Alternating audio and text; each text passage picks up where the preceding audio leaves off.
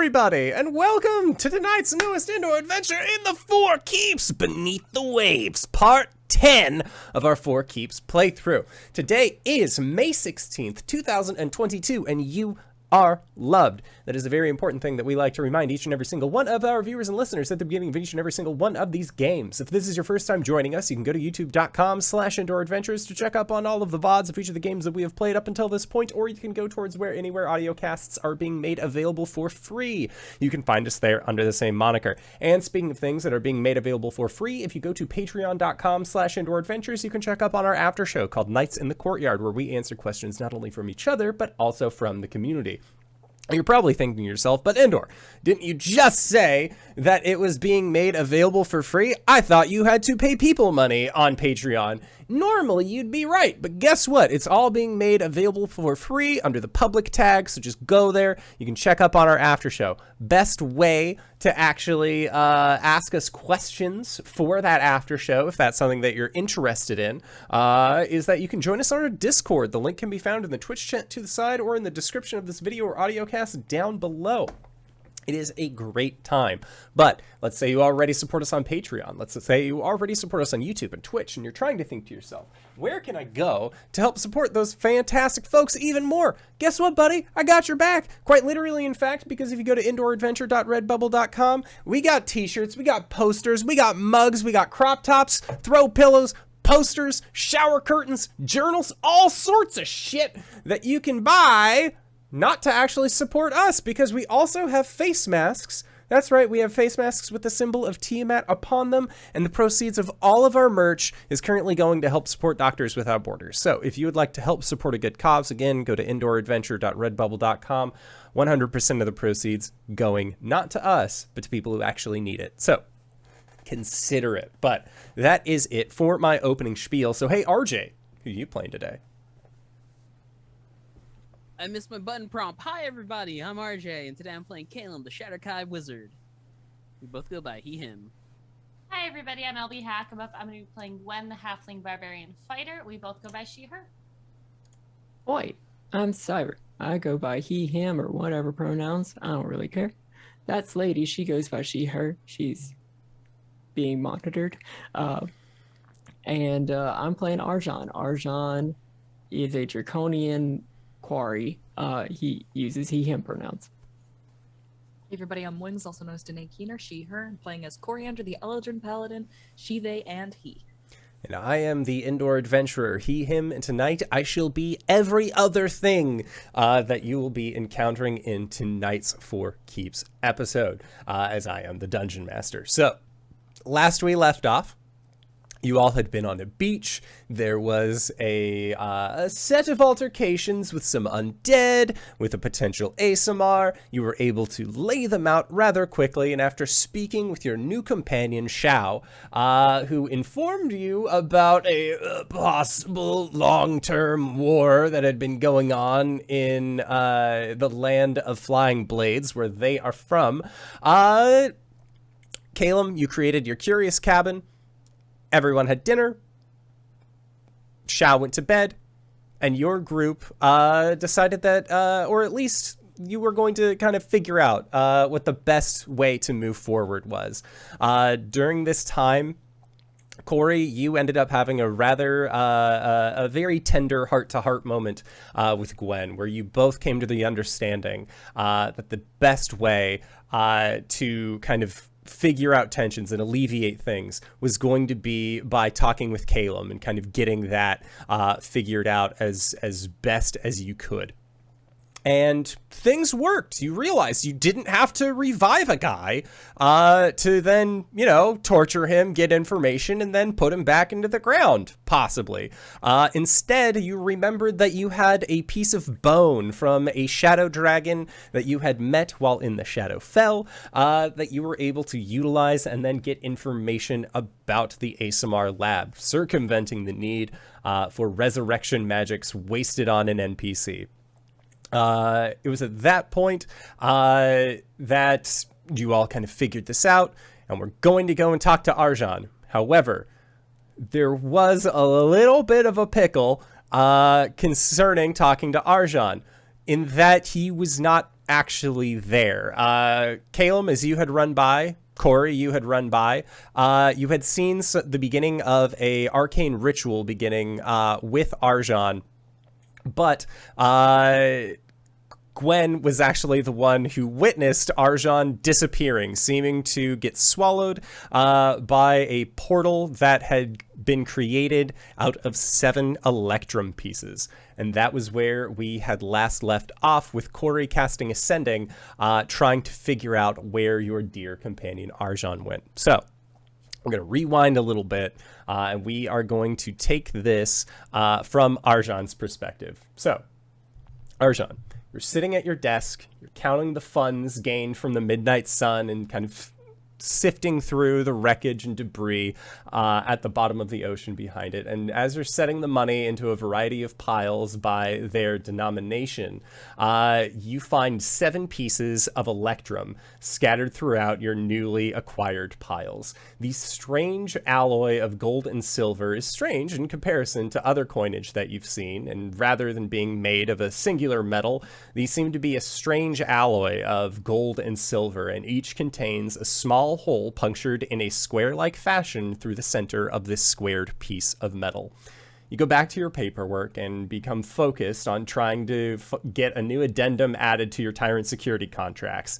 It's been weighing on you since you spoke with Asmodeus about extending his own contract to your own multidimensional selves, that for while your own hiring contracts cover employees over the multiverse, you aren't sure if they're set up to ramp up to hiring individuals from alternate timelines or splinter universes or whatever they prefer to be called. And that's when you can start to feel it happen.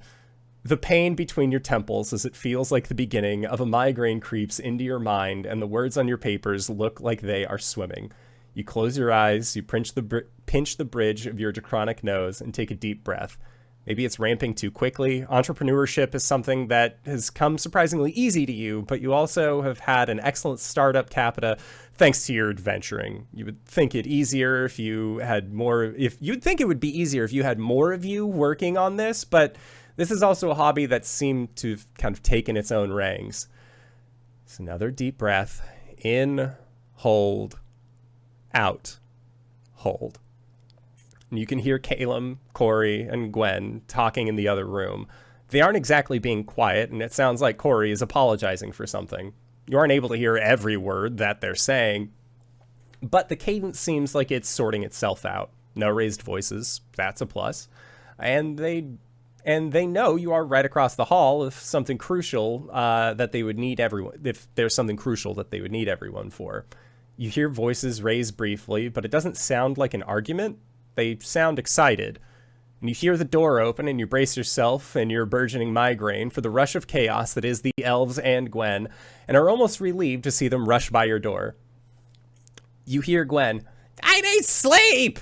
Caelum, "Then go to sleep!" And then Caelum rushes by your open door, "Exhuming the body!" And kind of taken aback, and then Cori immediately following after, "Don't worry, I'll take care of it!" Rushes by again, and you are just sort of left with this. And then you hear Gwen yelling that she really does need to get that 8. And then she stops in front of your door and turns to you and has this look of confusion about her.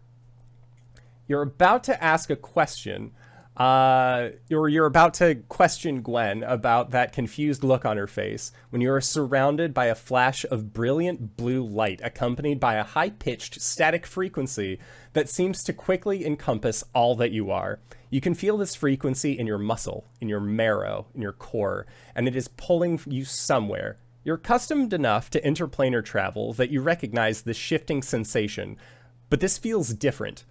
Caelum's planar shifting, Tiamat's hellish portals, even Gideon's gentle breeze of travel haven't felt like lightning coursing through your veins. The lurching feeling you are familiar with, and as you feel yourself thrust into this new location, you have to spread your wings to stabilize to keep yourself from falling head over tail. As your eyes adjust to this new lighting and the strange sense of feeling out of place takes you, you hear a voice. Micah, it worked! I told you, the echo glass was key to all of this. Blearily, your eyes finally adjust, and you are standing on a stone dais, and you can see that there are 7 large pillars made of electrum that are humming and popping with a static cooldown. And at the base of the dais, you see an imposing mechanical creation. Large metallic rings that seem to be slowing in their oscillation, moving at disproportionate vertices, as if there were some sort of self-propelled orrery. However, where the sun of this orrery would be, you instead see a tetradecahedron of greenish glass that appears to delve into its own infinity with an impossibility at its core. Levitating, mutating in its own shape, you see a bloodstone. But this gem is morphing and shifting with abandon, as if staying in the form of a solid would simply be too much to ask. This is when you are able to pin down where the source of that voice is coming from. Standing before you, you see a tall and lithe figure wearing robes of deep purple and silvers. They are clean-shaven with short black hair that tightly hugs their forehead with perspiration, and coming up their neck from the collarbone, you can see what appear to almost be minuscule black scaling. Take note of the wings, Micah. Are you seeing this? Tail, horns, claws, and the teeth. This is far more than I could have ever imagined. Did all of the lost ones have wings? Are you seeing this, Micah? And this individual addressing Micah, you see a maroonish skinned tiefling, short black hair, horns that sort of curl up and out, and if you didn't know any better, you would swear it was Makoth. But rather than having this cloth over their eyes or star fields, they have eyes that look like brilliant suns, and just the look of exuberance on their face as they are quickly jotting something down as this human individual is addressing you. And then this individual says, over a millennia ago, it was rumored that we had all sorts of characters such as yourself, dragonkin, as it were, but as written in elven scripture, something happened. The elves call it the schism, the dwarves call it the skyward journey, and the humans, the sky rift. It doesn't matter. What does matter is that there was an event that happened where your kind, the true dragonkin, seemingly disappeared without a trace. Micah and I have been researching this event for years and have come up with our own name for it. Do you want to know what it is? And you hear Micah, the rendering! The rendering! It was like a claw or a talon ripped open the sky and just removed pieces of the map that were filled with the Darastrixthi. But now I have you here. You know, I am so sorry. I didn't even ask. Do you understand me? And then they repeat the phrase in Draconic, but their Draconic sounds rusty. Very boorish. They speak it from the nose. I understand you perfectly. Ah! Micah! Micah! We're not doing this. Doing what? I'm not a specimen for you to study. What are you doing? What are you doing right now? I have people who are, I'm sure, figure out that I've actually disappeared a lot more than Gwen. Okay, so maybe we got off on the wrong foot. Hello, my name is Arjhan the Silver, and you are? Arjhan. Arjhan, yes, okay, so, Arjhan, what I am doing is I am trying to figure out everything, as it were. There's, like I said, over a millennia ago, the Dragonkin, individuals such as yourself, they left for whatever reason. Scholars believe that they were simply plucked out of the land that they were in, removed, taken, whatever reason. And I have been trying my best to figure out what that reasoning was, and I just had the penultimate breakthrough with you in all of your glory. And what breakthrough? Well, and he motions to this 14-sided hedron that seems to be steadily, rotating down, and looking at it, you can see that, it's like only one face of it is able to be seen through at any given point of time, and it has this like mutating bloodstone within it. And he says, "This device I am calling the Echo Gate. Now, its construction is based off of the principle of observation and mirrored glass. After years of hunting, researching all of that, I was able to extract the properties of the blood altar, which in legends was said that there are those who could manipulate the patterning of certain gemstones with their blood in order to gain insight into the future. With Micah's help, I was able to discover that the result only solidified if the gemstone could recognize that it was being observed. Not the other way around, like you would think, but similar to how an animal acts differently when they're being observed, this stone was no different. And so utilizing my own blood, and the housing made of a gem with material like these wonderful properties, I was able to construct this device. And so what I have been trying to do is figure out where the dragons went. If you and I are not so different, and they pull down their shirt enough that you can see that they have black dragon scales that are creeping up their chest. A long legacy of draconic blooded individuals, but no dragons, no dragon people. Very rare, hard to find, so I figured that if I had the blood of the dragons going through me, that all I would need to do is put my blood with the gem into the Echo Gate, seal it before it could recognize that I was observing it, but use mirrored glass, so that way it could only see itself, but we could still pay attention to it, and find something. And you are that something. So what am I doing? I am solving an age-old mystery as to where the dragons went. And what's your fucking answer? My answer is you! So where did they go? Where are you from? Mystically speaking, there are folds in time and space. There are shifts, there are rifts, there are different planes, as I'm sure you might be aware. What this device has done, in the same way that a mirror placed up against itself shows an infinite number of dimensions, infinite number of realities and possibilities, it has allowed me to find things. I still need to do more observation work, but it has allowed me to do things, to find things. Put them back.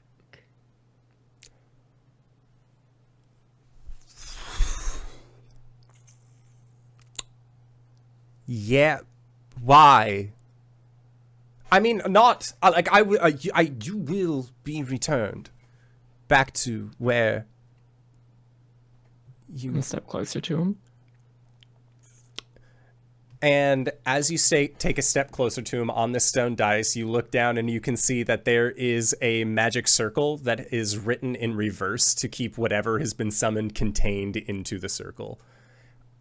I can put you back. That I can promise you.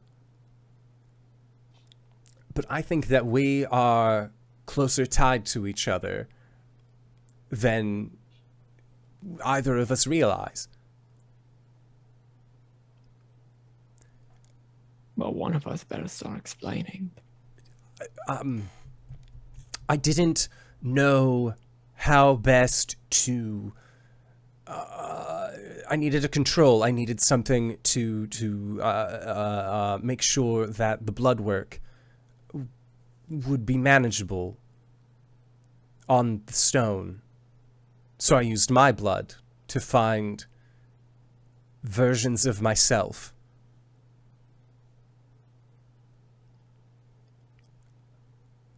So I think, in a way, you're me.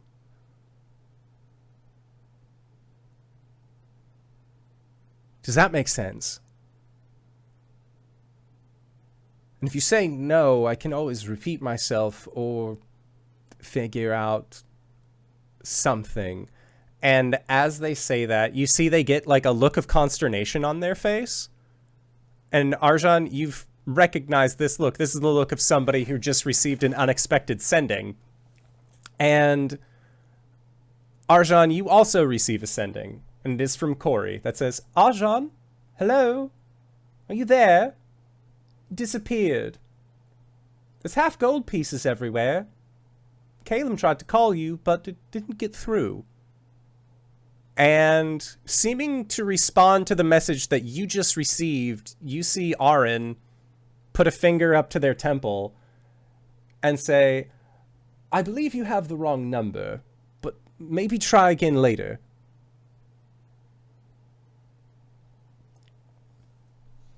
You got the right number. Try again now. That first one.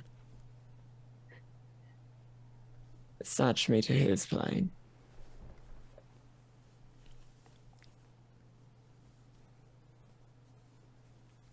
And Cori, as you receive this message, Cyber, do you want to go take care of your lady? I do. Okay, go. Go. We now know where Cyber is. We now know what has happened to Arjhan in the meantime. Cori, you have just received this message from a more humanoid-sounding Arjhan that said, I believe you have the wrong number. Maybe try again later. And then you receive that message, that follow-up message from Arjhan being like, bullshit, you got the right number. I know exactly who this guy is. I have memory of receiving many such messages. You do. You received a message that said, it's so good to hear your voice again. I hope you're doing well. You received another that sounded more gravelly, a tad bit more devious, big-bodied, that was unfamiliar with who you were. And then this third voice that, again, sounded more humanoid. And then Arjhan said that the first, so you're guessing that he's not privy to the fact that your message just got buckshotted to a variety of Arjhans. Right. Oh. Well, that's really rather remarkable. What happened? I think I just contacted every Arjhan. Well, Or at least a good number of them. did you get a bunch of messages back? I did. Were any of them crying? What? No. What? Oh. I just Not that I could tell. I think that if Arjhan were to cry, he wouldn't be the kind of person who would show it in his voice, you know? Just stoic tears. Yeah, silent tears. But one of the other ones might not. It's true. Wasn't They there all sounded a little different. Gwen, have you ever seen that there was a musical going around town? They were talking about two brothers who were No. hunters. Something about a manly cry. Wait, are you talking about a single man tier? Single I've heard man that. tier. Yeah. I Is think that I believe a that's how single Arjhan man tier. That yeah. I have heard that. It sounds better in the original giant dialect used by the Goliath tribe, but yeah, translated is fine. Yeah, no, it's fine. No. Yeah, I imagine that's how Arjhan cries. Just a single manly tear. The draconic tear, though. True. Yeah. So We can't try again until tomorrow. Oh, unless you want I to haven't try, d- Gwen. right. Did he say he was okay? When'd you get back? No, he said to try again, actually. Oh. Okay. Bing. Are you in danger? Do we need to come save you? What the fuck happened? What the fuck is Electrum? Okay, so can you roll a D100 for me? Yes, I can. Spamming the chat. And go. Oh god, there's still frost ice. 70. Okay, and your question was, are you in danger? Do you need us to come save you? What the fuck is Electrum? Yes. The response that you get back from Arjhan, thank you, Cyber, is in Arjhan's gravelly voice, I'm not, but he might be.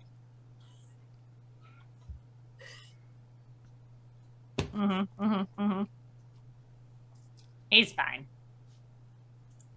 Electrum He's is about to kill someone, though.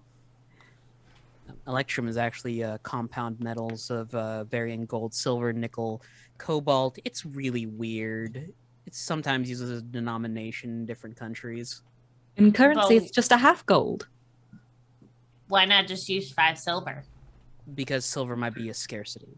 I feel like we literally just had this conversation. Do you have a strangest sense of deja vu? I don't know what that means, but I can't do that Oh. kind of magic. Deja vu, it's like you've been in this place before. It's an elven term. I've never been here before. I mean, I was here yesterday. Is that what you mean? As opposed to presque vu, where you've got a word that's just on the tip of your tongue, but you can't remember it. As opposed to voulez-vous coucher avec moi ce soir. Oh, I know that one. I know that one. And no, I'm taken. But thank you. N'est-ce pas? I Or am Ja- so lost right now. Or jamais vu, when you say a word so often that you've just turned it into a non-word in your mind. C'est la vie, say the old elves. It goes to show they never can tell. Say you will, say you won't. Anyway, it Deja looks like vu, which is a feeling like you've been in this place before. it seems Okay. like Arjhan is fine, and whoever has Okay. captured him is not going to be fine. Yeah. All right. Cool. Yeah. I mean, yes. That is the vibe that I got. Please don't eat the carpet. Fucking it's Levi. Sorry, Levi says, or dormez-vous when you Sonile Martinez. what was the one? Arjhan vu. When you feel like you've seen this dragon before. I'm gonna use that. Okay, so what are we doing right now? Is the question. I can't actually trace this magic back to its source because it's not magic. It's actually science. Someone built a machine to teleport Arjhan to wherever they About are. magic? To harness magic. Is magic and science not the same thing? No, they're very no. different. Kind One of, uses sorta. pulleys and the other uses runes and shit. Well, you would use runes in the place of pulleys. It's essentially so the they're same different. thing, different implements. Yeah, it's like convincing someone to do something you want. You could use your fist or your mouth or your body. I feel like those are all the same thing. Not if you do it right. Okay, well, Anyways, so we'll deal with the Arjhan problem when we're done with. We've finished the rites. I would like to solve the Arjhan thing, but also I do need to go to sleep. You haven't slept yet. No, it's been 5 fucking minutes, Cori. Gwen, we promised. I'm very aware. Corey's gonna push her out of the room. Ah. Okay, but if anything happens, you have to tell me and wake me up, okay? sure, we'll schedule a rendezvous. That's a meetup. Please, nothing's going to happen. It's the middle of the night. Nothing happens in the middle of the night. Are you Arjhan was just fucking teleported. It's been 5 minutes. A lot of things happen in the middle of the night for us, Cori. That's true. Remember the gem baby? Well, I remember the gem baby. I think everything that's going to happen tonight has already happened. Why So would you say that? nothing more is going to happen tonight? Why would you say that?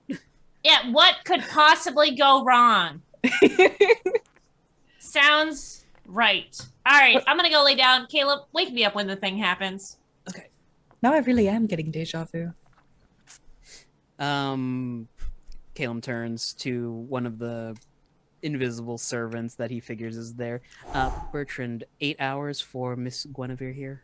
Do they respond? Like, do they have any kind of vocalization? Or they're unseen servants, right? There could be like the sound of a bell, like a happy little ding ding. You just see, like, a hand onto a chest and a gracious bow. Bertrand was the name of this one? Bertrand, yeah. Long mustache, hair pulled back, little monocle. Is it not an unseen servant? Yeah, this is a partially seen servant. Let me have this one. Okay. They Sorry. disappear. Just because they're staff of the house doesn't mean they're not people, Danae. Jesus. Wow. Wow. Okay, so Love Gwen, you. you are able to go off into your room and get your solid 8 in. Meanwhile, Cori, Caelum, is there anything the two of you want to do now that you've shooed off your companion? And you're just in Arjhan's room, surrounded by money and paperwork. Do you think it would be appropriate to wait for him here? Or would it be inappropriate in the sense that we should preserve his privacy? Caelum looks at Cori, steps out of the room, leading the door wide open, and then just sits. Aw. Cori will do the same. Just right next to him. Okay. You guys gonna do some meditations? We'll do some trancing. Yeah. Okay. Are you taking shifts to wait to see if Arjhan returns? Or are you I just... imagine he'll just bowl us over when he's back. Yeah. You're fully aware while you're trancing. For sure. At least, you would think so. So, What do you mean by that? Caelum, you begin to trance. Cori, you begin to trance. And something happens. Oh, something Oh no, we're very Beautiful. close together. that has not happened for quite some time. And Cori, in this trance, you find yourself on a grayed and arid looking plateau with Caelum standing next to you.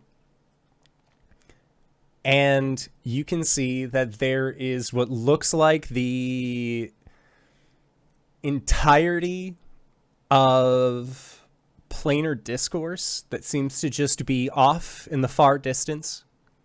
There is what appears to be a map of Alira underneath your feet. And after some ways, you can also see what looks to be a massive library. Caelum, you are here as well, as this is the place where you go when you trance.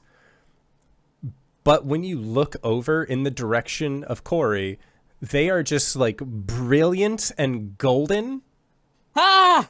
And there is there is a corona around their helm that just has like this small floating crown above them that seems How to do I kind of turn it be off? Cori! like, You're with right! it.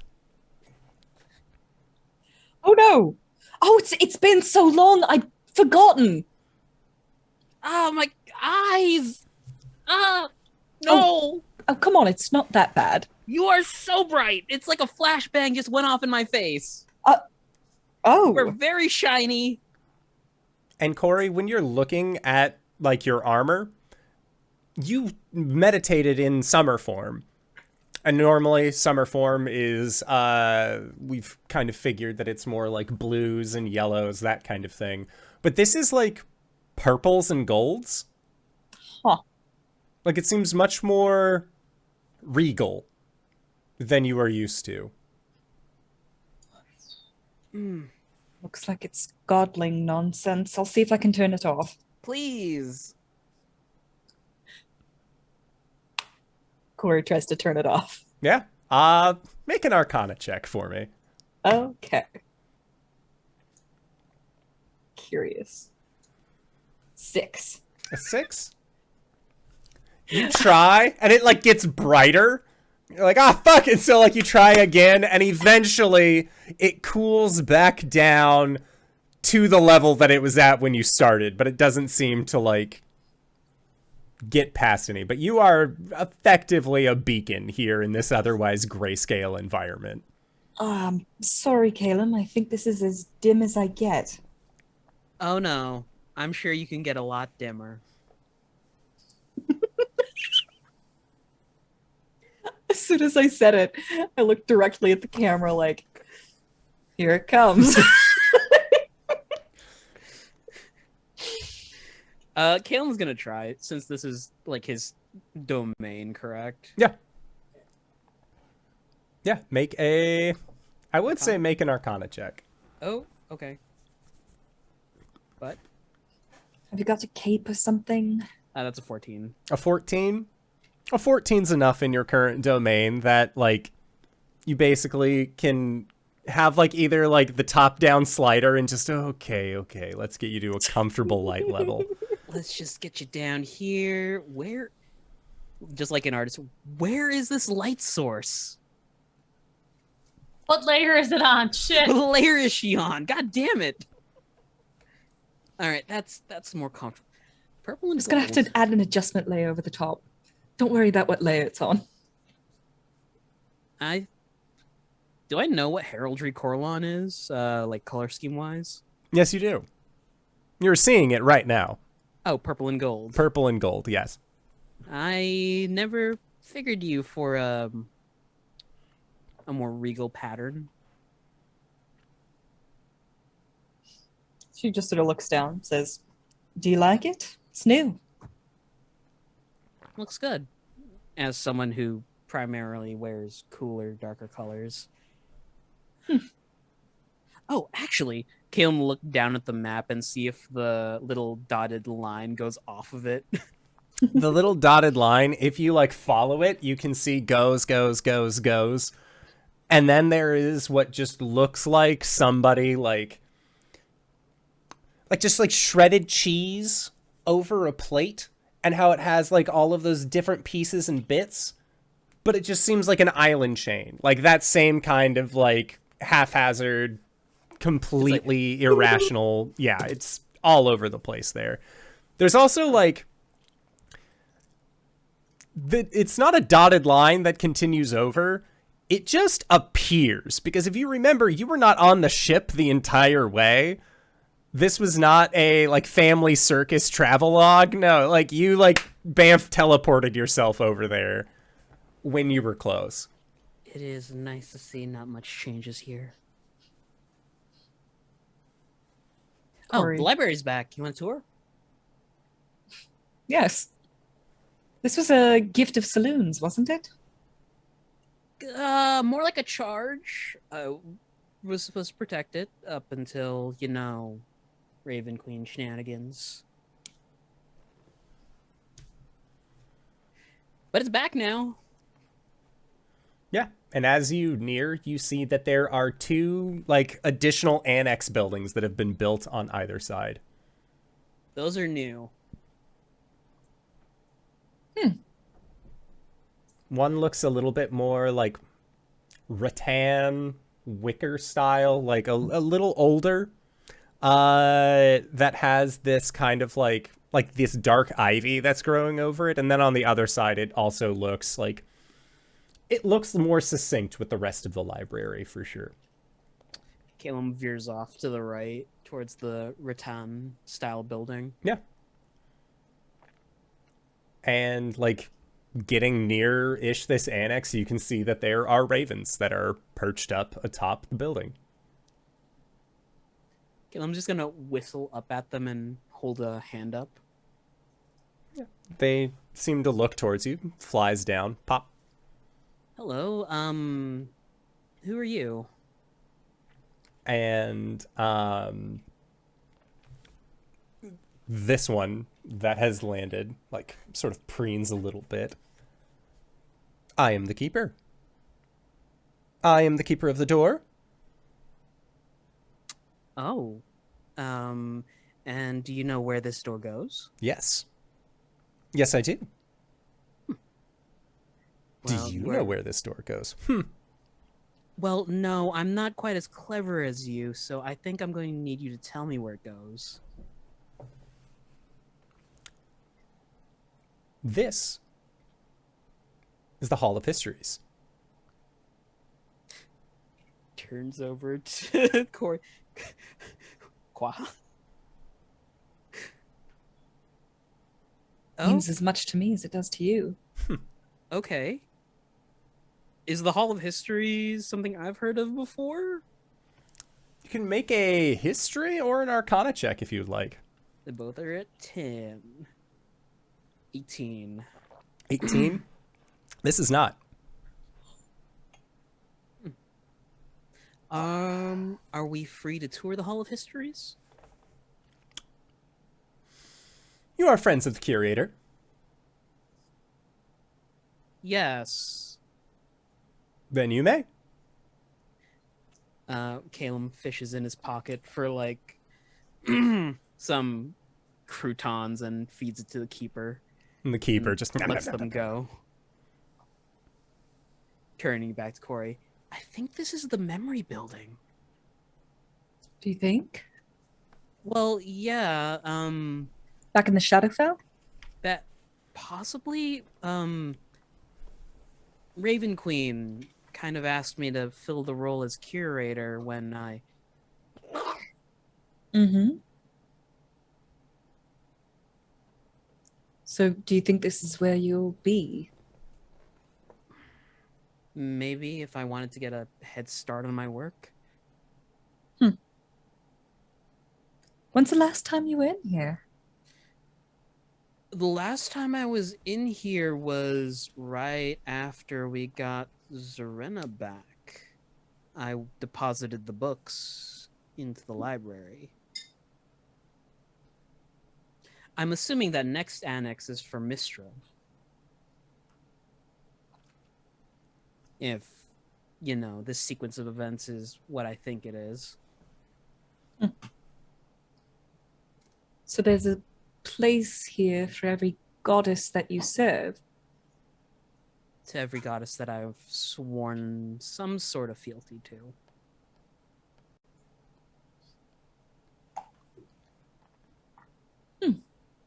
Cori just sort of looking at each one of the buildings. Now, if you want a spot here, you're going to have to go through the commissions form, which is in building A. You're going to have to go down that way off the plateau. It's a very long fall down.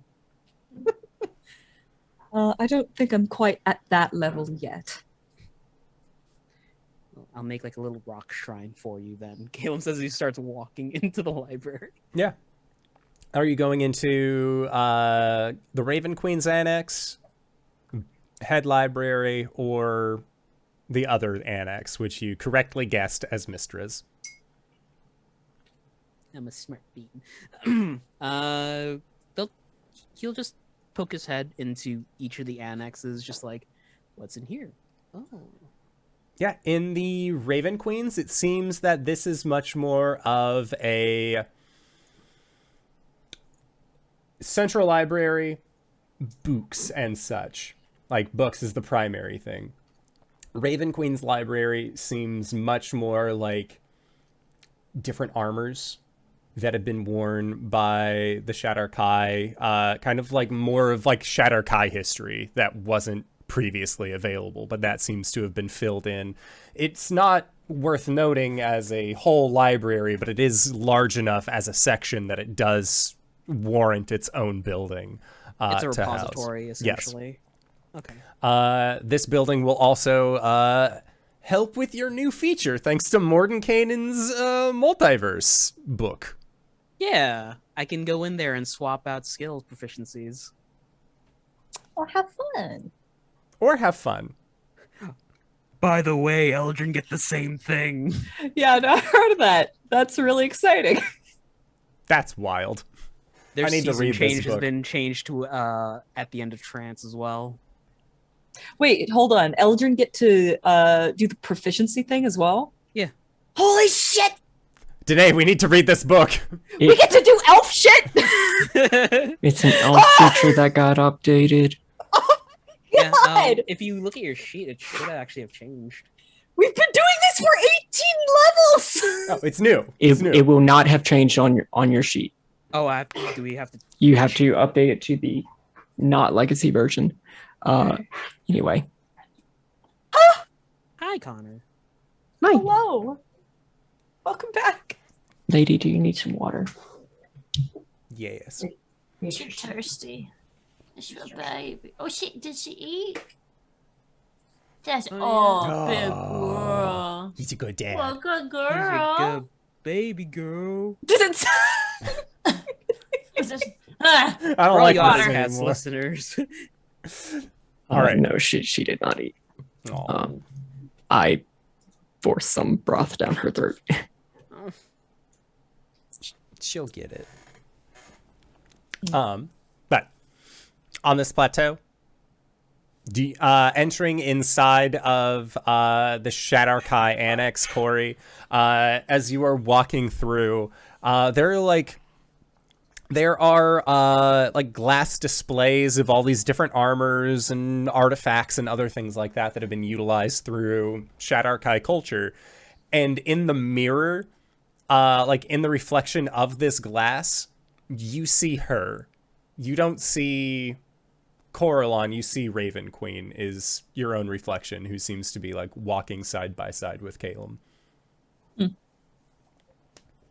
And they just, and like them as your shadow turns, looks at you, and there's just a smile, like a wave. She just gives a nod. And like I think she'll just mouth to the reflection, look after him. She nods. And you see her mouth always. I think Caelum is stopping in front of like different pieces of armor and weaponry and just like exposition. Like the information just flows into him through the history. And then this armor was worn during the Night Raid and the Shadowfell. It was actually really scary for the humans because all the Shadarkai were perched up in trees. Yeah, and like as he's saying this and like expositing, and the Raven Queen form of you says, always, there is a clatter as like armor falls. Like as you go to like try and put the helmet back, Caelum, it just like clatters to the ground and you have to like start piling it back up and getting it back to the way that it was. Okay. Cori will walk over to him. When did you learn about all of this? Just now. What, you just know things? I assume it's whatever the Raven Queen knows. I just kind of stop in front of these items and the information just comes to me.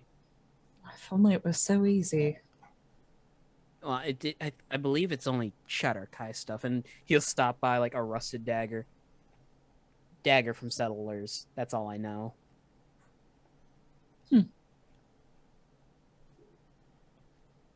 Yeah, it says dagger from Toramon.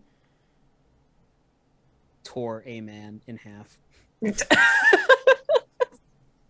You'll remember that Toramon is the name of the human city in the Shadowfell.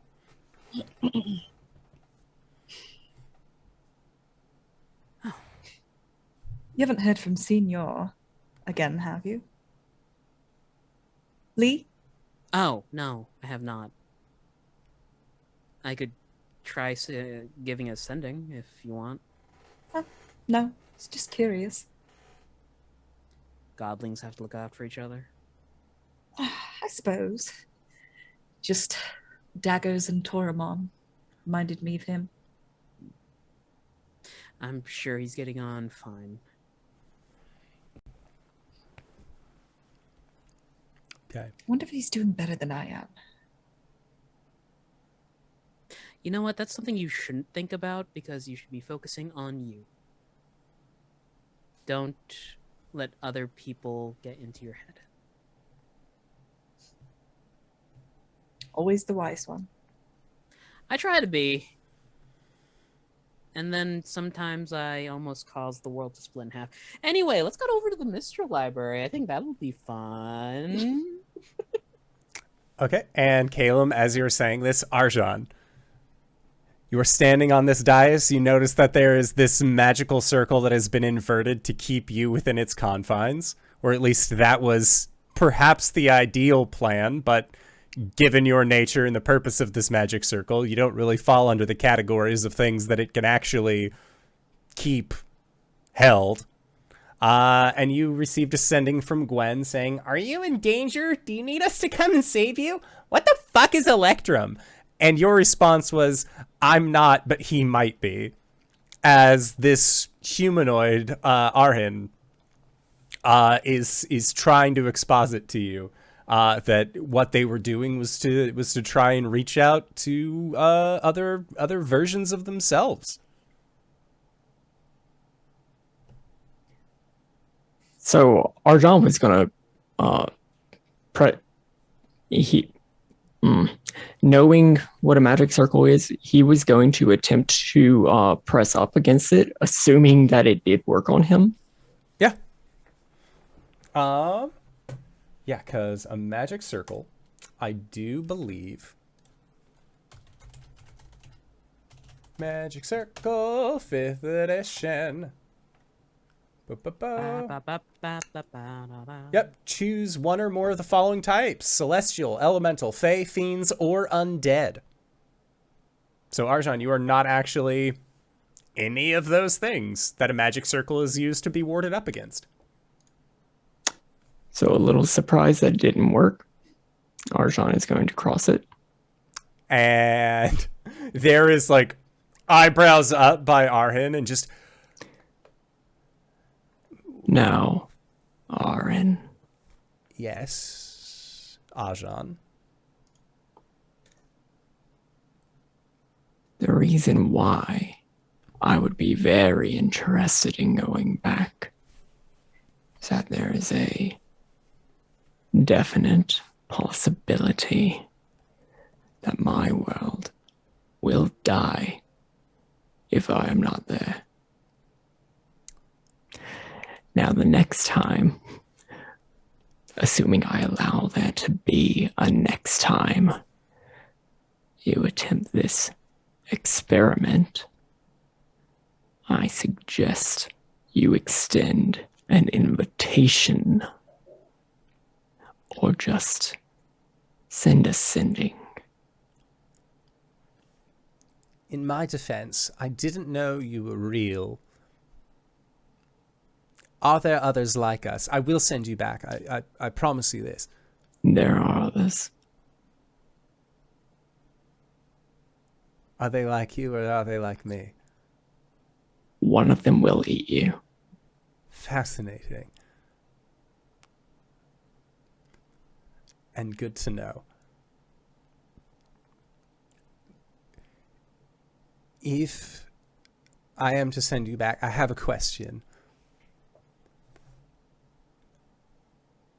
Are you good with mechanics or potions?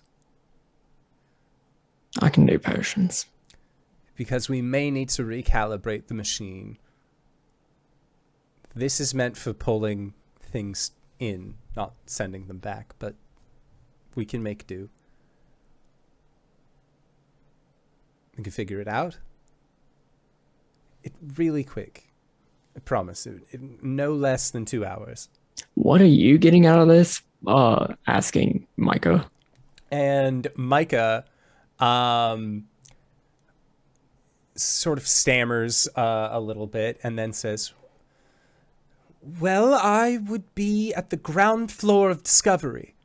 The existence of multiple worlds, multiple alternate realities, not just planar." I'm sorry, Discovery was like 3 arcs ago. And Aaron just like gets a nosebleed and just fascinating. Caelum just holds up a handkerchief to Cori. He's like, I don't know why I did that. 16 arcs ago. Thank you, Nitro.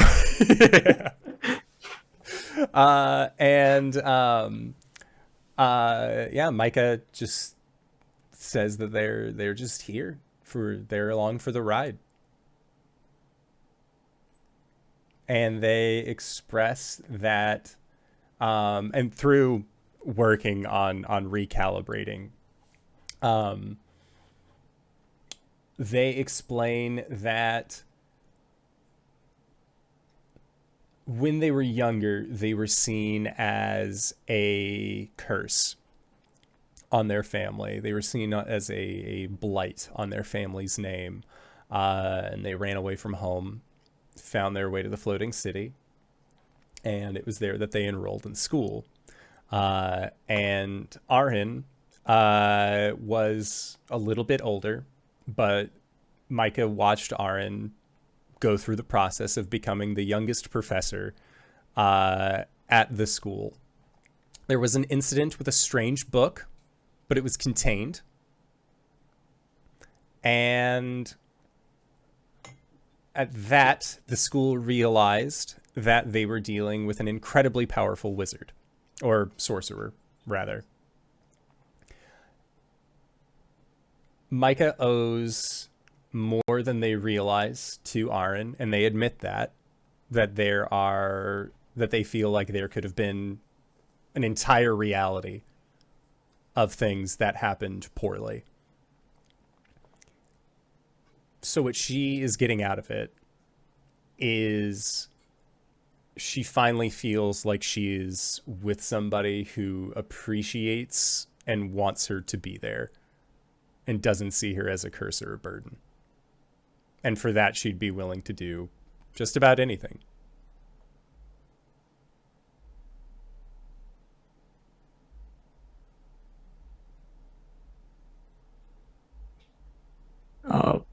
While we are,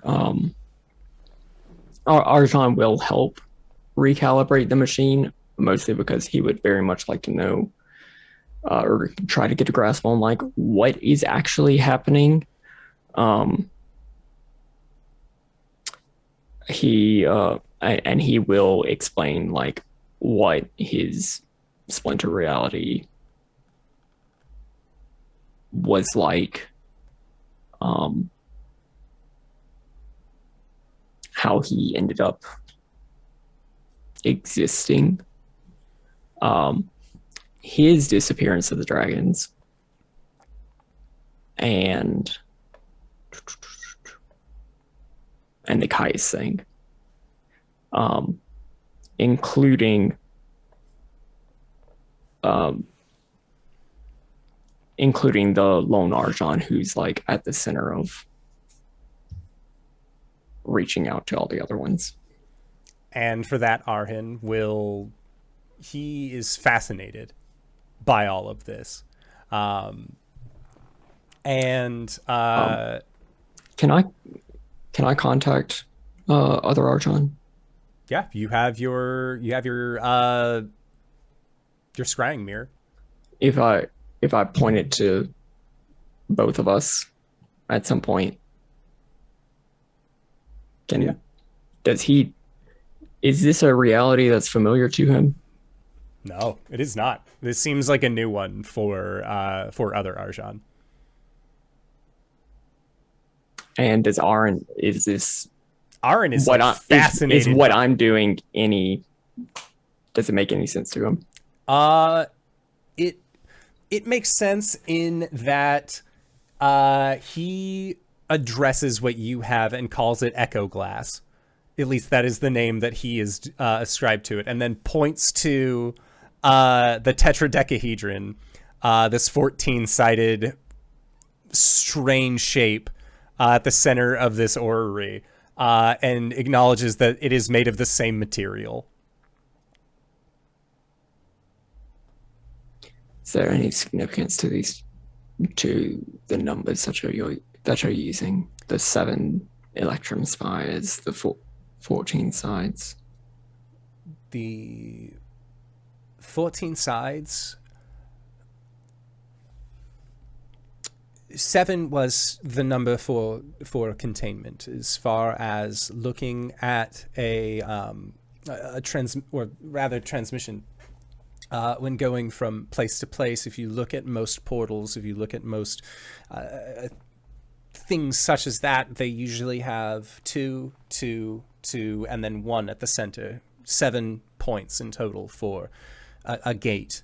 And so I figured 7 was a good starting point. The 14 on that was actually in reference to a much older draconic scripture that I got some of this idea from.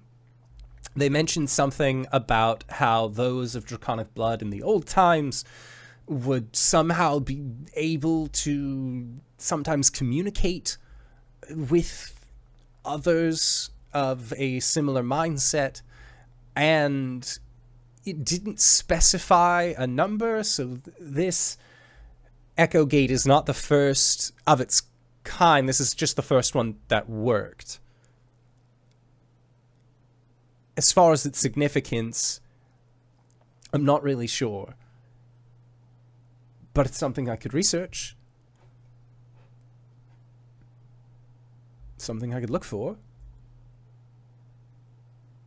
And I could let you know. Is there any sort of arcane significance to...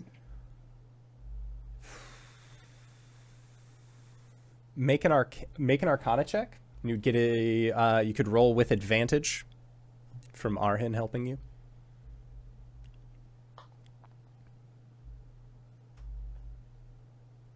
20.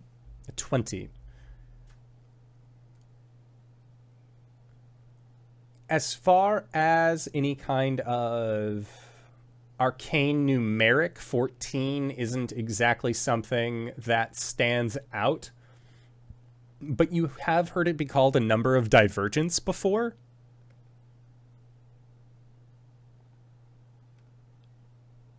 And that's about as far as knowledge base goes on that for Arjhan.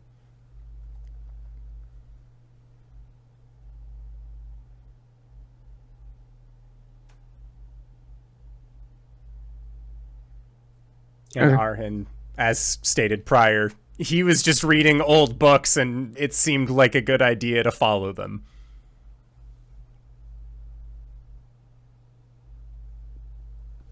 Okay.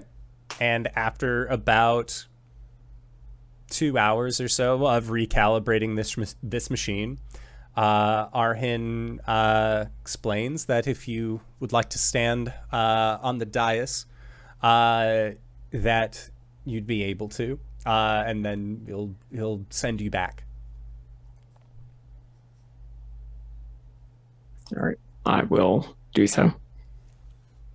Okay, and yeah, you stand on the dais, and you see that he begins to move levers and activate this large machine. And as it does, again, this more orrery looking thing begins to move and shift and turn. And that 14-sided thing, it's hard to call it a shape when it looks like it is refusing to act as a regular shape would, but you acknowledge it has 14 sides, begins to shift and move in that floating, malleable, almost clay-like substance of bloodstone begins to shift and change. And as it does, again, looking at the inside parts of this shape,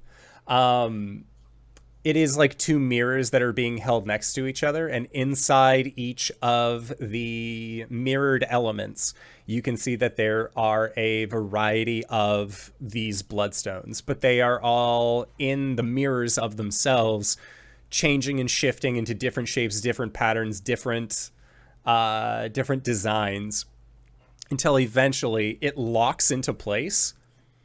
And as it does, the seven different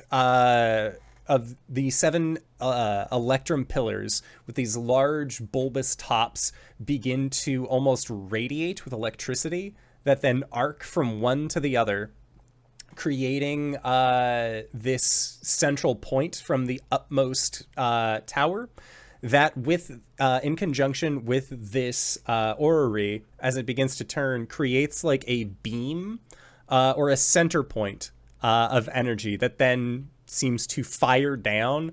And Arjhan, you are just swathed in this energy. And you feel yourself moving. You feel yourself shifting. And then you feel cold night air. You feel glass underneath your feet and your palm as you've taken kind of like a 3-point landing onto the ground. And you are on the beach. You can see the entrance to Caelum's curious cabin, but it seems like there was such a electrical discharge and energy dispersal where you are that the sand intensified and turned to glass in a kind of like ring around where you arrived. And you see that it kind of courses with that energy as it begins to disperse. Am I still clothed? Yes, you are. I will not make the Terminator reference then. I know, it was really hard to decide whether or not you should be. Do you want to be clothed for this? I guess is a better option. Do you want this to be a Terminator reference? You can have The this. the joke has been made. We will move on. Okay. Yeah, coming down that hallway, you see that Caelum and Cori are like trancing, like heads pressed together, looking at your open door.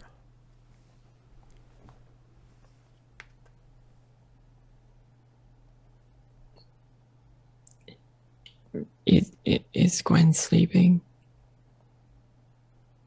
Yeah, if you go to Gwen's room, you can hear like logs being sawed through the door. Okay.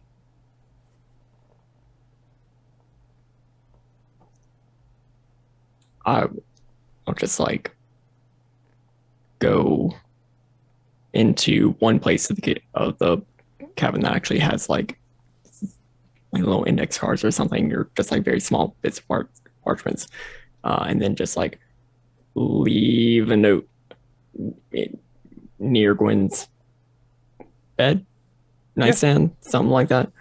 It's like, back, don't worry. And then I'll go back to where the elves are. Okay.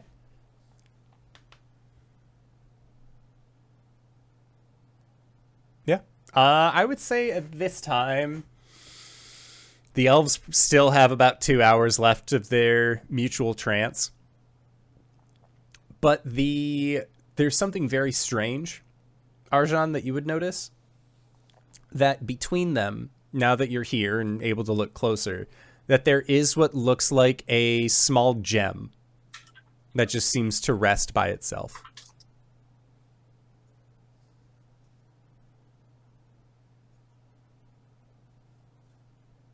Oh, it's been a long time since we got to think of that.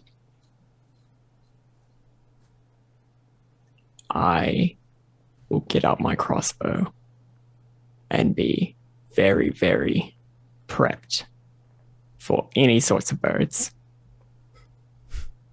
Good call. Arjhan, after about 30 minutes, you don't think any bird is going to show up. That's what they want me to think.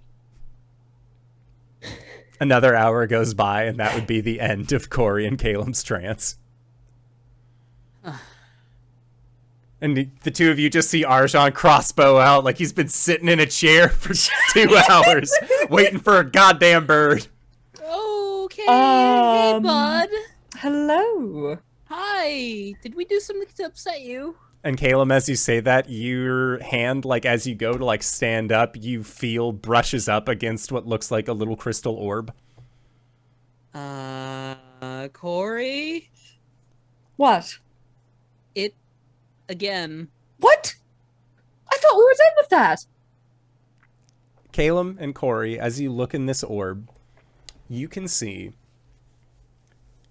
it is a small boat And on that boat, standing on the prow, 1 foot up, sword drawn, pointing off into the distance, you see Cori, big smile on their face.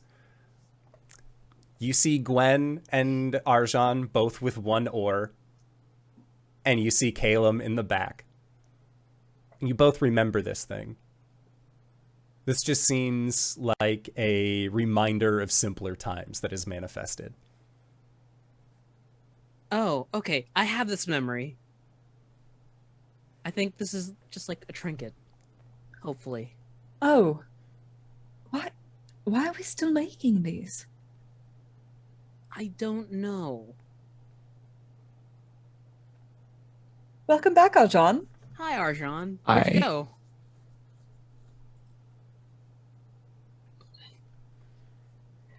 In the infinite calculus of the multiverse, I don't have a fucking clue. It sounds like you need some coffee.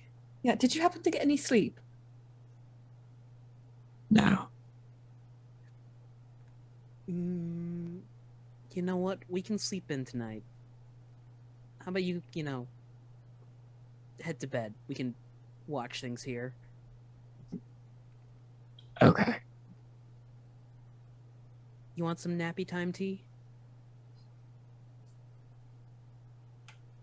There he goes. The head just careens forward as he falls asleep in his chair. Crossbow still drawn and at the ready, but asleep. Whatever makes him comfortable. You know Okay. what? No, not touching that crossbow. That's how you get shot. Mm-hmm. You're right. It's that wisdom again. Always so wise. Okay. And the 2 of you are up before Gwen and up before Arjhan. And as you go to the kitchen, idle about your business, that is where we are going to go into our break for the evening. That seems like as good a spot as any. So we're going to try and be back in 5 to 10 minutes. Don't go no place unless it's to grab a food, grab a drink, grab a friend, or possibly go to indooradventure.redbubble.com, pick yourself up something nice, and we'll see you guys shortly. All right, everybody. See you soon. And we're back. Simon. Huh. She's a lady. Whoa, whoa, whoa, she's a lady.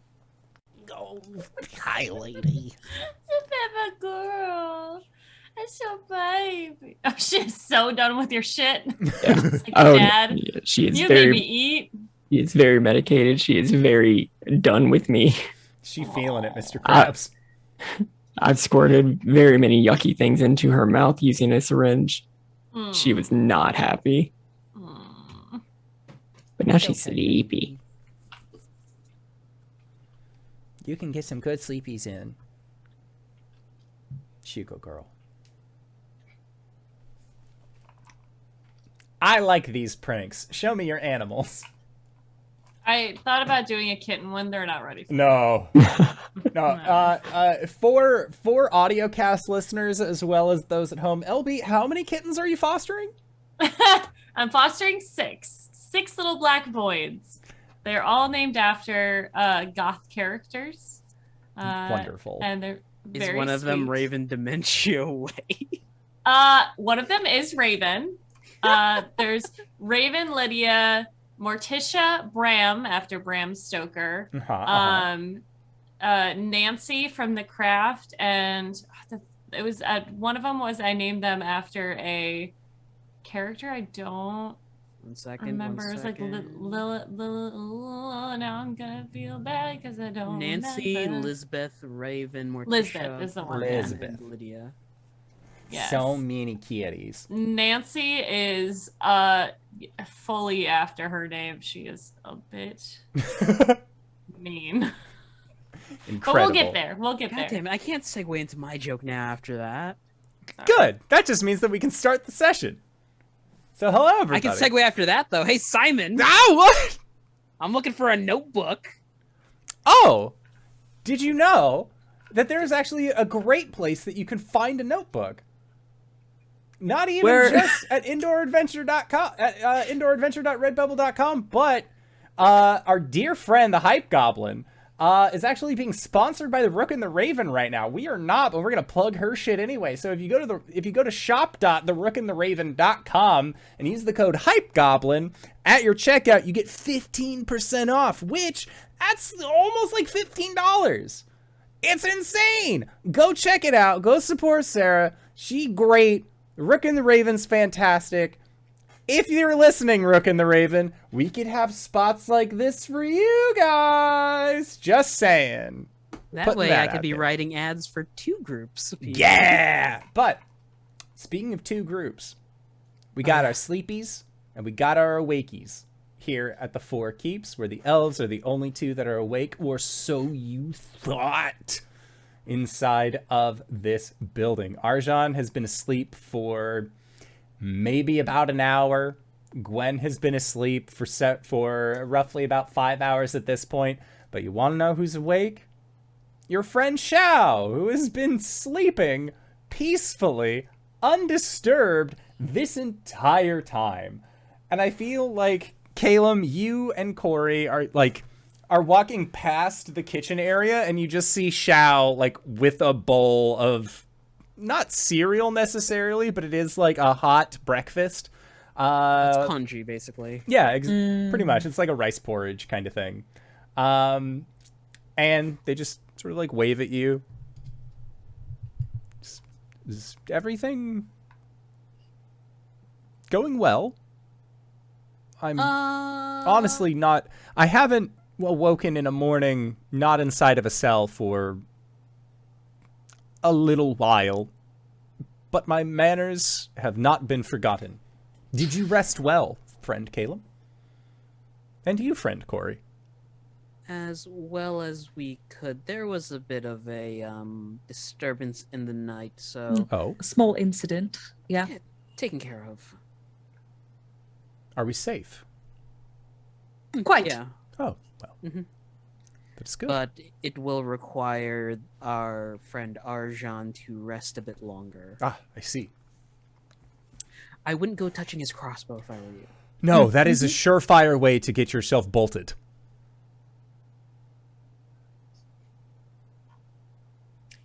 Indeed.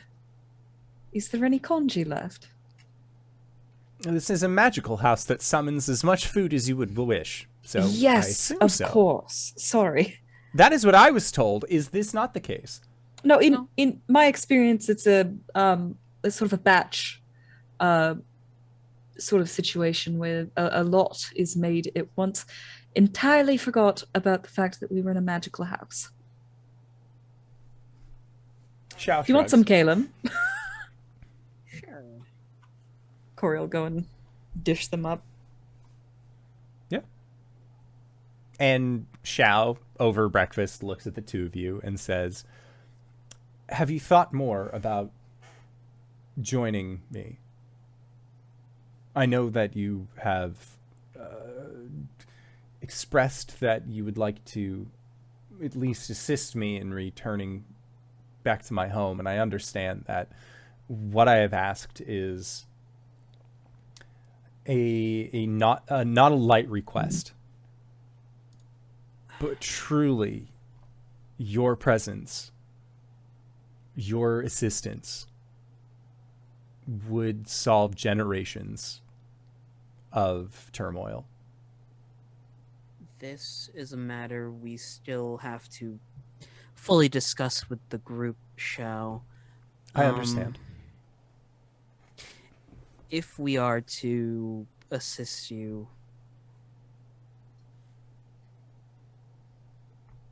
there will be proper compensation, correct? Yes. If you are able to do this thing, if you are able to bring the stones from beyond, as you did when you scuttled the ship, simply name it. And if it is ours to give, it is yours. Although I cannot speak for my father, and I am unsure if we would be able to give you, say, rulership over the kingdom. Oh, no. That's something a bit above my pay grade. and my responsibility level. I should not be responsible for an entire kingdom. At least, if you so wished it, you could be my father's vizier. I am already aligned with way too many people. I actually would like to take a look at the ritual site. That can also be arranged.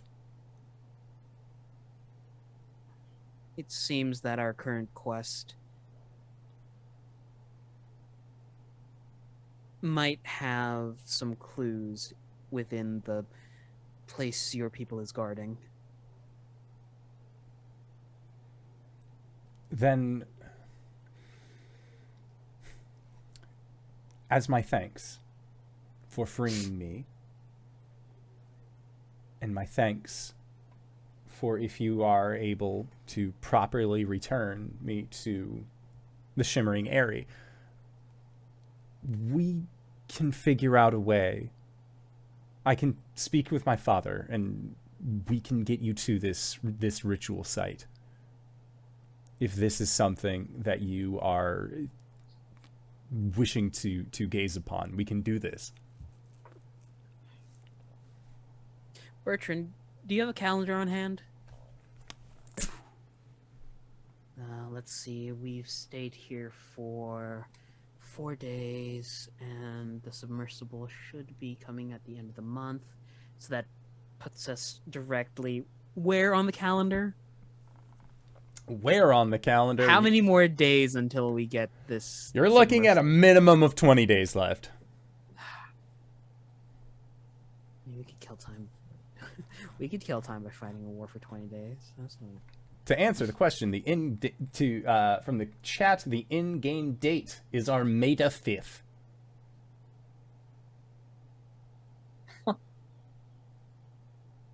May 5th. March 5th. You were close. March. Oh. We're a month behind. Okay. It's been a while since we played. Why do I feel like I should be sipping tequila? Tequila. Anyway. Armada. Well, if you want to rest up a bit more, Shao, we're going to need to wait for the rest of our party members to awaken. I will send one of my people to come fetch you. If you so choose, then this is your abode. Please make yourself at home. And they nod and look towards you, Cori, and they say, you are a swordsman as well, correct? Indeed. Cori says, having eaten and now presenting mail. And says, would you like to spar with me? Always. They nod, and then they look back towards you, Caelum. Where is your sparring chambers? Out the hall, make a left, and it's 2 doors down. They nod. And yeah, Cori, if you're willing, Shao is definitely, he's on board to spar with you. I'll have you know, or rather I'll warn you. I feel rather like I can teleport 6 times in a row now. That is a significant amount. How many were you able to before? Clearly 6. Or 5? Well, I could do it 6 times in a day, but I'd have to rest about half an hour in between. A full hour, even. That seems cumbersome. Arjhan is like choking in the other room. My father told me that in the 4th century of our people, The two of them just walking and talking. we could have such a rest in 5 minutes.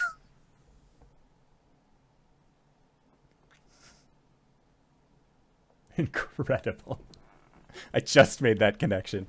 So, the two of you are in the sparring chamber, and Shao putting on this red and gold lighter armor. Cori, if you didn't know any better, you would say, like, you would judge its quality closer to around mithril. So even though it is more of a like full plate that he is wearing, it is light and breathable and seems much more accustomed for somebody who possibly has hollow bones. That tracks. And as you square off and strike your fighting pose, you see that they go into a deep lunge, place their hand on their blade, and they are ready to fight. Do they fight with just a sword or with a Just sword a and sword. board? All right. Cori will start off with a shield just to get an idea of what his fighting style is like. Start off defensive and kind of let him tip his hand for her. When I say her, I do mean him. Okay. So make a acrobatics check for me. Okay. Acrobatics, 14. Okay. So I will make a acrobatics check for Shao. That is a 23. So Incredible. Cori, if this were any other opponent, you don't think that Shao's fighting style would be as big of an issue for you. But when you see Shao level themselves and they brace with their sword, you see their wings extend out. And when they push off and rush you, they have the accompaniment of a full burst of speed thanks to their wings. And as they begin to fight and assail you, as you're trying to get a good judge, you realize that most every opponent that you have fought up until this point fights on a 2D axis. The addition of Shao's wings allow them to fight in a 360 scale, where if they aren't able to cut straight or to the side, they can go above, they can go around, and they are doing so with great ease, until eventually at one point you find yourself Shao against your back. And even though it is back to back, you can see that they have their sword brought up against your side. And Shao says, point. And then It's a wonder as to how you were captured. And he cocks his head and smiles and says, this is the way of my father. This is the way that my grandfather taught us. This is the way that has been passed down for generations.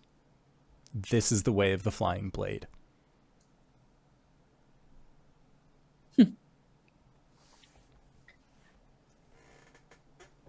I don't suppose it is a way that can be taught to someone without wings. And Shao thinks to themselves and says, flight is very similar to the idea of moving from one place to the other very quickly, often through the air. You said that you can teleport yourself, correct? Indeed. Perhaps there is a way to teach you.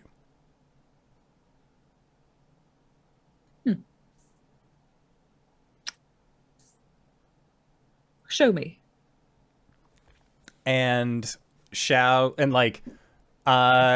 looks around and sees like one of the unseen servants and goes up and politely asks, like, can you make a training dummy? To which a dummy appears from the ground. It's like Lego Star Wars, the ching ching ching ching build. And Shao asks, how good are you on your feet? I can be fairly good. Can you rush someone and then strike at their back after rushing at them from the front? And you see he takes his stance again and he flies forward, and at the last moment where this training dummy is spinning, you see that he pops up and almost turns upside down lands from behind and then strikes. Now, Cori, you're fairly certain that you would be able to just, like, bamf on the other side, pop. Mm-hmm.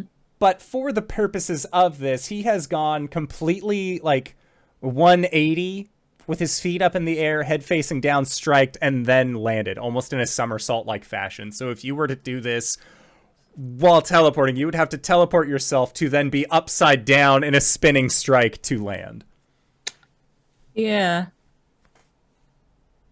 It seems like there's a lot of momentum involved, and you're not sure if teleporting would lead you there, but you're more than welcome to try.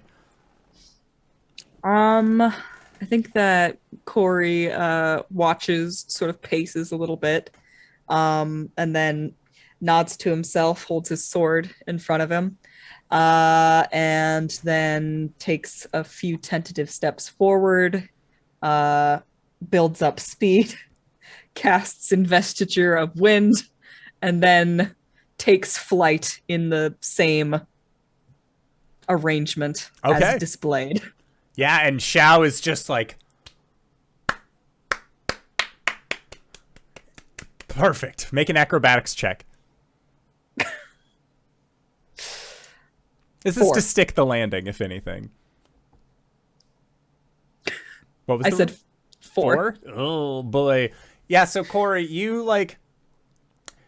There are so many moving pieces, like, okay, remember the footwork? Do I draw the blade? Is drawing the blade part of it? He went upside down. Do I have to go upside down? This would be just a lot easier. Why doesn't he use a shield? This is ridiculous. Like, there's so many cogs that are spinning that seem, like, non-succinct with each other, that by the time, with your Investiture of Wind, that you are, like, upside down to do this, like, almost dance-like maneuver as a strike, that you forget to, like, at the part of the tilt because you still have that investiture, and that causes you to overcorrect, and then you land on the side and you just, like, spill onto the ground, and then Xiao, like, manages to catch you, but there is a big bird smile on their face, and says, maybe we should start with a more base maneuver.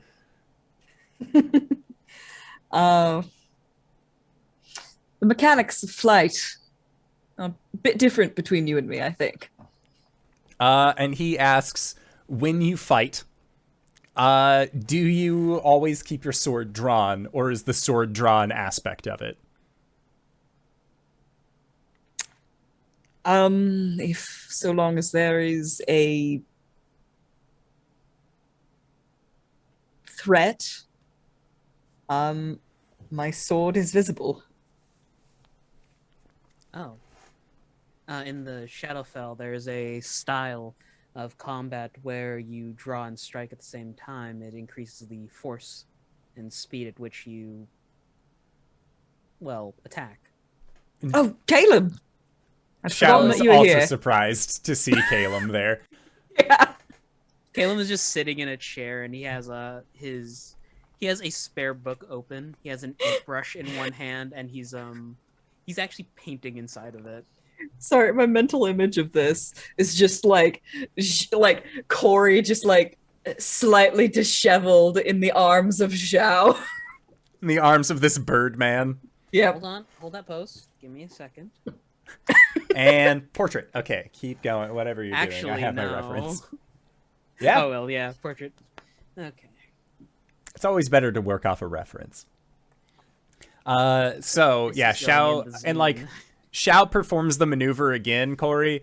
And when you see that like their blade does not leave the sheath until they are like upside down and above mid twist, and it seems like they are using their own bodily momentum to further the strike of this blade. Hmm.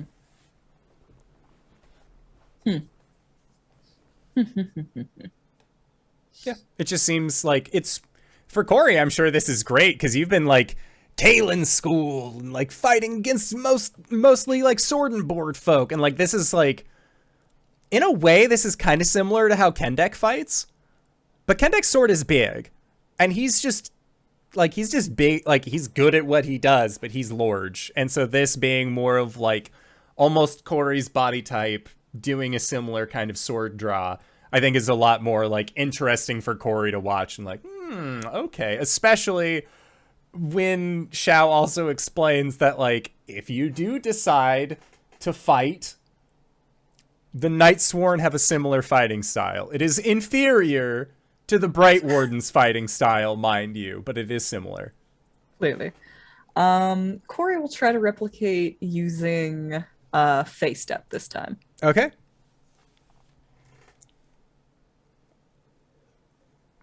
I should probably roll for it. Yeah, make an acrobatics check. 13. 13. This is still your second attempt at it, but using face step versus the investiture of wind feels a lot better. Like, it feels a lot more natural for you. Like, using your face step abilities was something that they taught you how to do in Caelum school. So it just, all things considered, like, it feels more closely aligned. And Xiao is like, again, just... Hey, Cori, theoretically, you wouldn't actually need to strike. How do you mean? You're teleporting, right? So if you were to, say, calculate it out in your head and teleport with your sword out, and it's, you know, bisecting their body, sword in their body.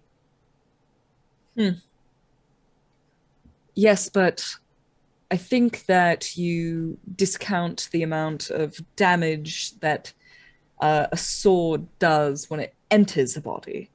I think you're also discounting that you can draw the sword out of said body once it's in there. Yes, but sword in, sword out, twice the damage. Sword inside body to begin with, sword out, just 1 damage. Unless the blade is serrated.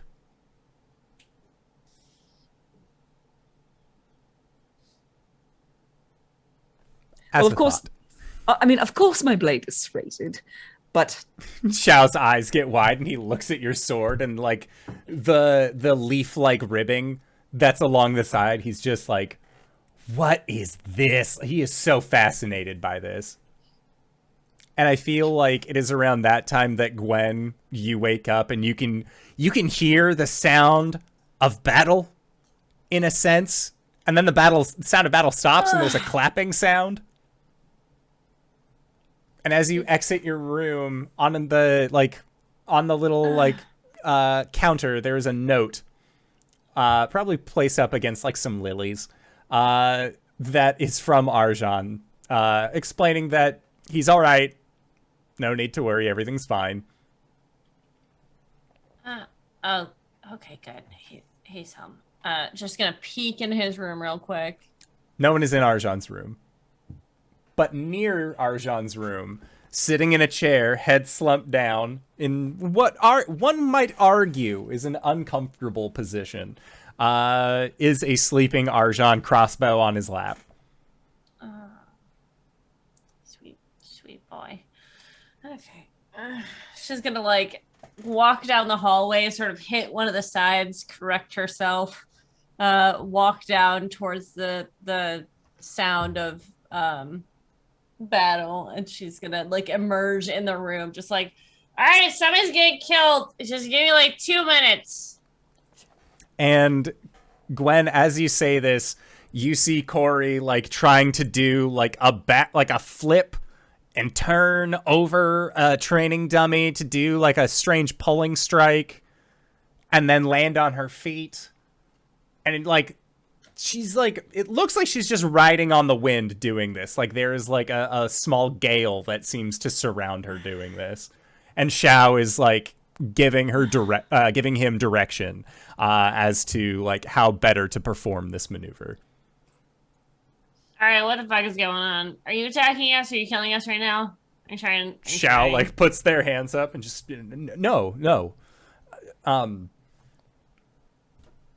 Our friend Cori was interested in the way of the flying blade, so I was showing them. Oh, okay. Well, that's cool. A little loud, but that's cool. Cori, you're good. Doing great. Awesome, They have made plenty of improvements. Solid. Has anyone put coffee on? Gertrude should have.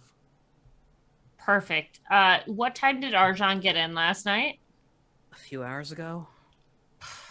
All right, we'll have to have a discussion about that, but Oh, right. They were Caelum. kidnapped. Huh? Yeah? show her the gem.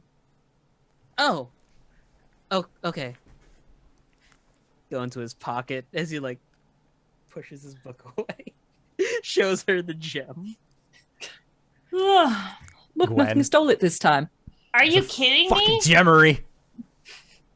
Wait, you Caelum, did you make this like on purpose or? Well, it was there when we woke up, and we actually still have this memory. I think it's Oh. just, you know, Just a a little bit little of Jemmy. encouragement. Okay. Well, let's hope that continues. And Everyone. In Cori's memory, is this normal? Is this a normal elf thing? Do gemmeries occur in the wild? Not that you can remember. Okay. Most of the time, it's just like the fraternizing of memories. I really thought that it had something to do with the Raven Queen, but well, I guess I can ask her now. Right. Okay. So everything's good. No one's getting hurt. Coffee's on. I'm gonna go get coffee. Wings really wants coffee. No. don't. No. No. I know, No. I really want it too. I know that I Oh. shouldn't. It's far too late. It sounds so good. I want I the got- I- taste. Maybe that's why I should drink decaf. But fucking. What am I saying? I would I never. get it. No. I get it now. Like there are times when at night I'm like, I could use some like, milk, creamer in coffee sounds amazing. That's why I I, don't make like milk hot tea. chocolate. Just There like you a go. There you go. Yeah, make like a yourself some little milk pick tea. me up. Anyways. That's why I keep When- decaf in the house.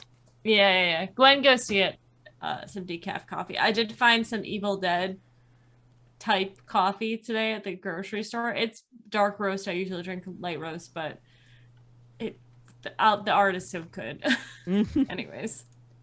I think Fantastic. when Xiao and Cori are finished up, Caelum just holding his book out in front of him and nods his head.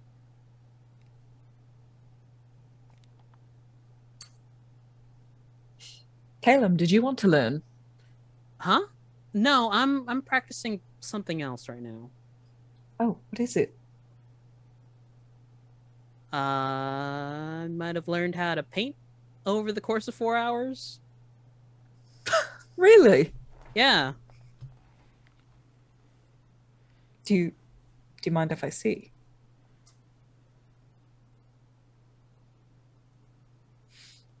You can't tell Diantha.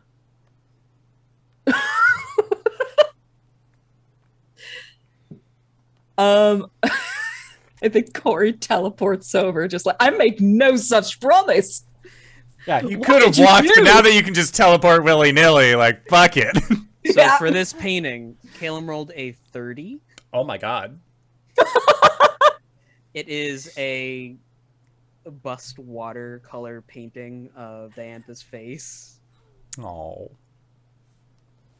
There are exquisite god rays, sun rays. The lighting is perfect. Just yoink it and teleport away. Like, Hey, oh my gods! Oh, you can really tell that you love her. Look at this. Do you show Xiao? Yeah, just 100%. Oh yeah, and Xiao looks at it and like nods. And like I think that he's the one to like point out like the lighting is impeccable. Caleb's just slowly sinking in his seat. He uses Blessing of the Raven Queen so the hood comes up. It isn't like when he makes portraits with his gems. It's really rather something. He just really brought like I don't even really know how to describe it. There is something to be said about the stroke of a brush and its ability to bring to light emotion that cannot be captured otherwise. I'm also Shout learning outs. how to play the bagpipes. And at that shout, just why? Because I want to play jazz. They're a beautiful instrument. If you don't like them, you haven't heard them played right. Or was it accordion? It was accordion for Kane, right? Kane? Not Kane. Monster Noir. Yeah, band. Kane. That was his Yeah. name. He did have a hand accordion. Okay. Caelim's learning how to play the accordion for jazz reasons. For jazz purposes. Incredible. But yeah, then I think like Xiao, like if Cori gives him the picture of Diantha, we'll then take it over to Caelum and with the utmost care we'll hand it back to you. Thank you. And he will ask, do you plan on giving this to whoever this is? I mean, it's just a practice thing. I really want to make something a bit more formal. And Xiao will put a hand on you and say, sometimes the roughest sketches bear clearest to the soul. And then he'll nod and he'll walk out of the room. And Diantha isn't exactly the most formal person in the world. When did our Birdman companion become such a wingman? Oh, well, he's our... Cori face steps out of the room. Bye, Cori. Just smile, just like slowly fades, and then just poof. Caelum's gonna cast Galder's Speedy Courier. Nice. Sending that one along? Yeah, and with a short note, just like, hey, here, Caelum. Hey, period. Here, period. I love it. Hey, stop. Here, stop. Caelum. And the Speedy Courier takes the form of a creature? What does Speedy Courier look like? It is an invisible air elemental and a chest. So basically, Diantha gets a ping in her head that you have a package from. So it is, you see this like, do you hear the like of an air elemental? Small chest appears. And when you open it, there is just a hermetic tube. Oh. You pop it in, and as the chest closes, you just hear... and then the air elemental just, like, recedes into the house. If your house didn't have a mail room before, it does now. I could use some coffee. Yeah, and going back to the kitchen, Gwen has made coffee. Cori, I'm assuming, is enjoying some coffee. Xiao took a sniff of it, and it does not seem to suit him. He prefers tea. And I would say that Arjhan, at the end of this hallway, crossbow still on your lap, you awaken, and there's the smell of coffee coming from the kitchen.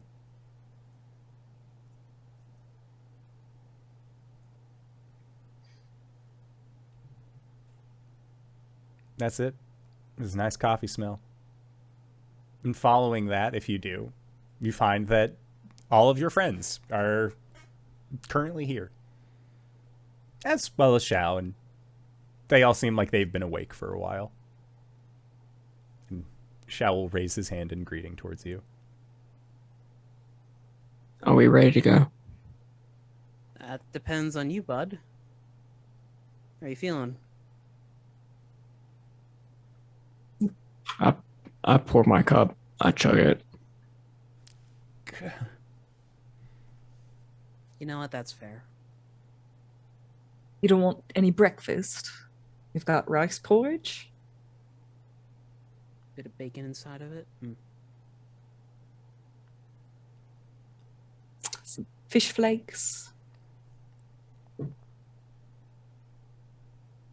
Arjhan will get one of the servants to get like a big like glass of water. He'll grab like a couple of plates of like porridge and stuff, and just like very quickly it I won't describe this because it may trigger people. Food and water go down very fast. Okay. I'm like mentally, it is just you hear the snarfing sound and Arjhan is off camera. And then like then when the particles camera that pans fly. over, there's just like the 5 bowls that are stacked next to each other, and he's like,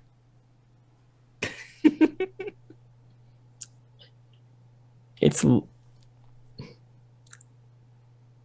if you have a strong enough stomach to watch a professional hot dog eater, oh god. it's a similar thing. Incredible. 2,000 videos of the hot dog shooter. Xiao's eyes are wide. He's just like, I suggest we go before anything else distracts us. Yeah. As though we can't find distractions on the road. Or they find us.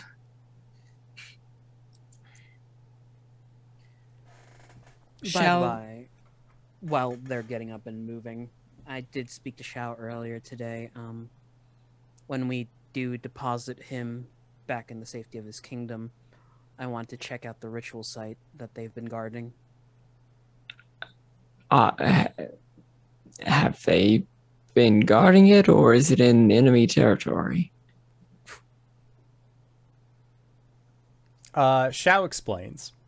Or actually, you wouldn't even need to have Xiao explain. This is something that was brought up. It's just that when we brought it up, it was like a while ago in game, but less than like 10 hours for the characters. So Wormcrawl Cavern is being guarded by the Bright Wardens, being Xiao's people. And it seems like it is the desired target of the Night Sworn, the opposing forces. They seem very keen on getting to this place. If the Night Sworn are so keen getting in there, they might have something to do with Caius. Maybe expedite some sort of ritual to bring him in. Hadn't considered that.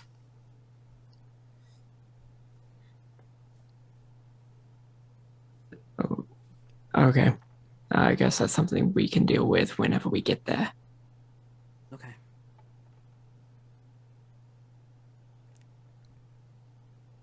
Okay.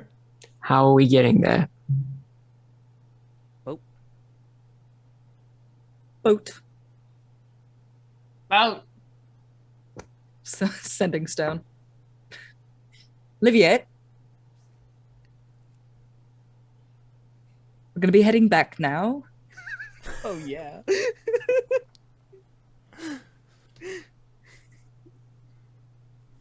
Have the boat ready.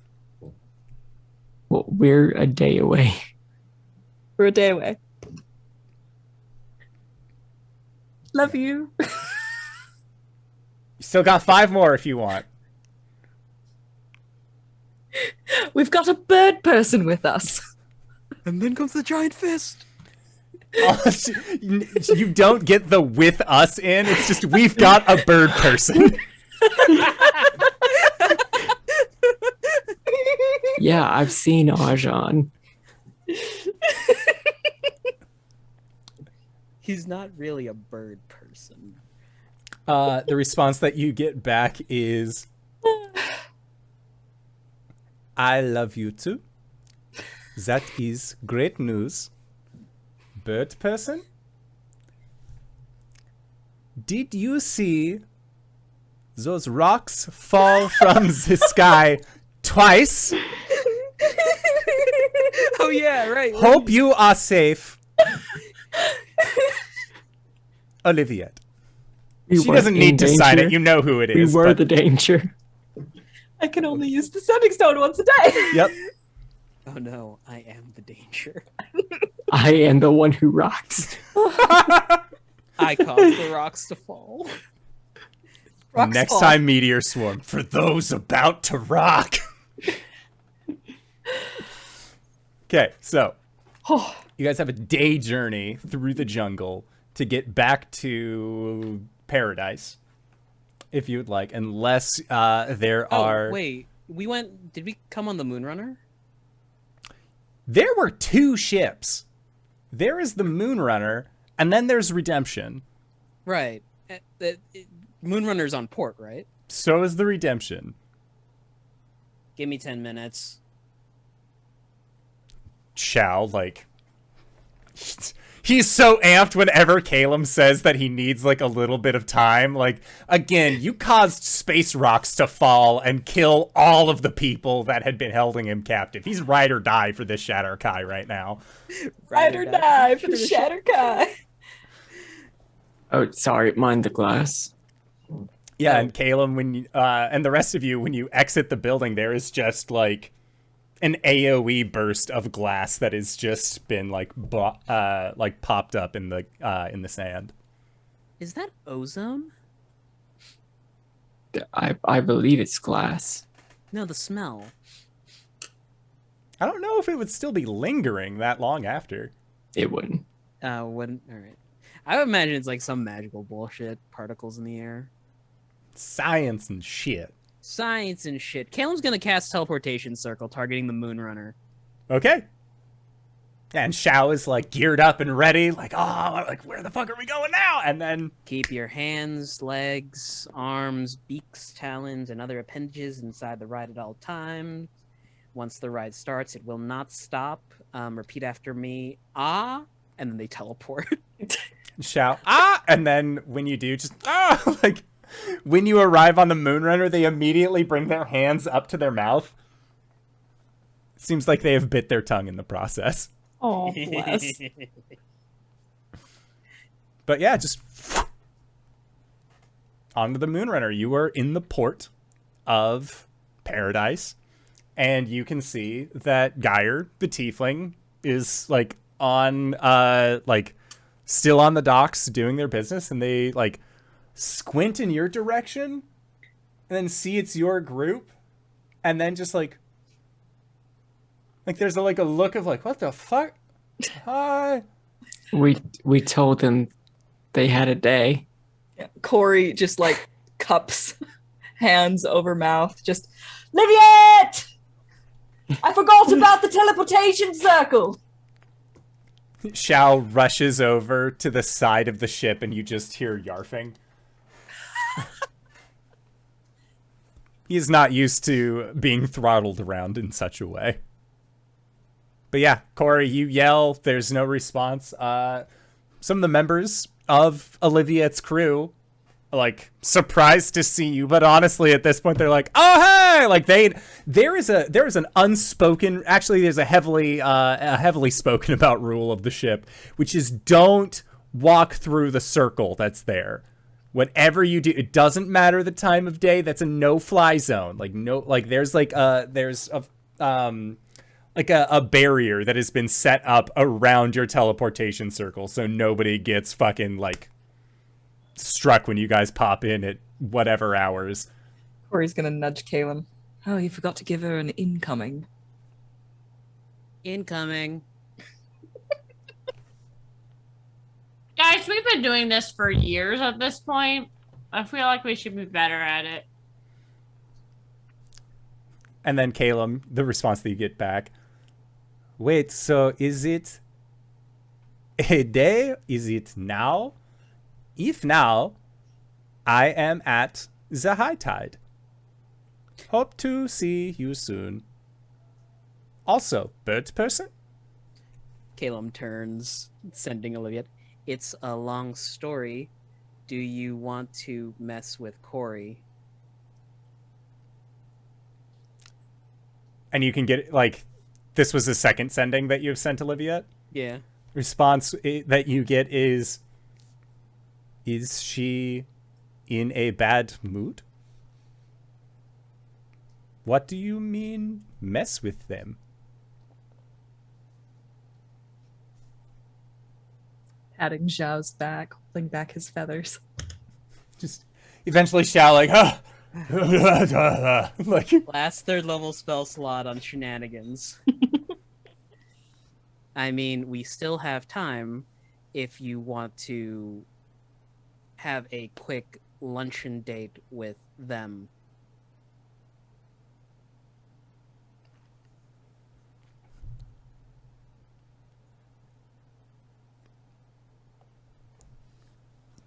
Yes. I'll see you soon. Cori, Oliviette's in trouble. She's at the high tide. What sort of trouble? Shao like brandishes their blade, and just any friend of yours is a friend of mine. They specifically required Cori to come alone. It was sort of a negotiation thing. Shao, you're gonna stay here with us until you feel better. And Shao just, friend Coriander, it could be a trap. If they request that you go alone, watch out for assailants. Sort of like take him like very earnestly by the arm. Just like,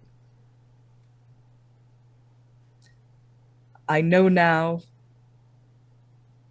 how to jump over them and stab them in the back. Yes. Yes. Is it a hostage situation? Required your presence. Well, I suppose I must go. Takes a few steps back, casts an investiture of wind, and then just... Oh, that's not gonna end well for anyone. Ba-ba-da-ba, ba-ba-ba-da-ba. Quickly casting a 4th level, sending Cori is coming in hot. I think she might wreck the lobby. What Lois did Lane you needs say help. to her?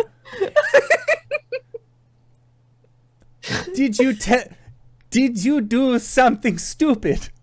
Like say there was a hostage situation? Caelum, ready. I need you to... I see her now.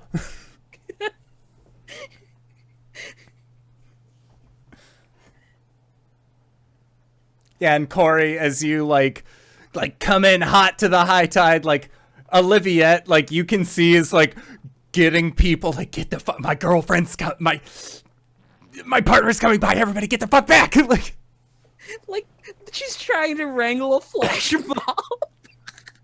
pretty much. And then, Cori, you arrive, just Superman, like, 3-point landing. Just fucking crater in the ground. And, like, already, like, hostage situation, like, going for it, and Olivia just... What did he tell you? Are you alright? What's going on? I'm fine. What did Caelum tell you? Caelum said that you needed me urgently, and that only I could come. Well, yes. I mean, I don't want to date your whole crew. Oh. Oh. What did he tell you? Literally just those things. It's that boy. And like you hear her swearing in like the in the Deep Seldari dialect.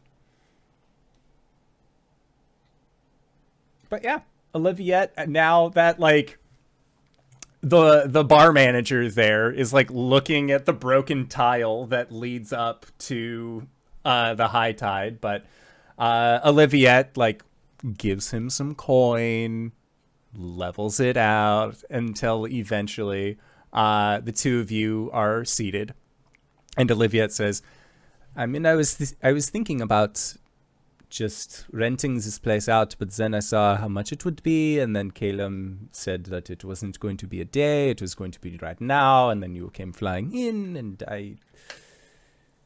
How have you been? Did you see those rocks? That shit was crazy. Oh yeah, that was Caelum. You know, why am I not surprised? Why did he have to rip open the sky and bring down hell from above? I was more surprised that he was able to do it twice. Oh, but yeah, it was storm crows. They attacked us in the street. We found the person that we were looking for, and we got that all squared away. And then tertiary to that situation, turns out the Storm Crows were trying to find this fellow. And as it turns out, they were also trying to find Arjhan. So win-win for them, I guess, except for the part where we killed them all. Oh. That's my go. That's... Sorry, That is my guy. Just smiles. It's new for me. I'm working on it. Well, technically, you're still correct. She shrugs. She said, and then, like, as she shrugs, she just says, perfectionist. And yeah, all right. The two of you are able to have a lovely meal at the High Tide, which their specialty is a variety of cocktails mixed with fruits. They date. Yes, they have a nice date. It's good. It's like mid-morning and the two of you are like, let's have mimosa! like you're at a solid brunch right now. Meanwhile, on the ship, there is Caelum, who I assume is currently speaking with the crewmen that are still here on the Moonrunner. And then Gwen and Arjhan. And Xiao asks, he like looks around and nods firmly and says, yours is a mighty vessel indeed. Oh, it's not ours. It's Cori's girlfriend's boat that we just like to. Well, we don't rent it. We use it. We ask them to go where we want to go. Ah. Yeah. I see. So tell me more about this war. What's the tell me more about the sides and like what your strategy has been going so far, because if it's like going for a long time, clearly something needs to change, right? Well, there was a stalemate for years. We had fought back and forth for as long as either side was able to remember. It was at that point that my grandfather, whose name I definitely have written down in these notes. It's acceptable. I'm not going to remember it, so it's fine. It was at that point that my grandfather, Orin, was fighting against Nobu, his sworn enemy. Okay. Nobu, since they were a child, has claimed to have heard a sort of calling, whispers of the night, and that allowed them to see without their eyes. Oh, like me? Similar, yes. Okay. It was during this era that Orin, my grandfather, perished in battle. So my father, Aisha, took command, as we are the first son. Okay. At this point, again, the battle was stalemated, but our enemies seemed to be getting craftier. Using the Veil of Night as they always have, they began to attack villages. Non-combatants. But they weren't killing. They were taking some alive. Ooh. It was at that point that harbored in the Lady of Scales' arrival. Oh, right. That was roughly 20 years ago. Well before my time. Jeez. Yeah. At this point, we thought nothing of it. She was an outsider. and most likely what we had assumed was that she had nothing to offer. We were wrong.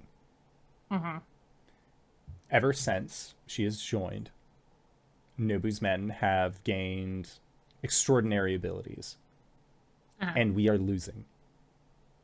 We are failing. Yeah. Can I ask what this war is about?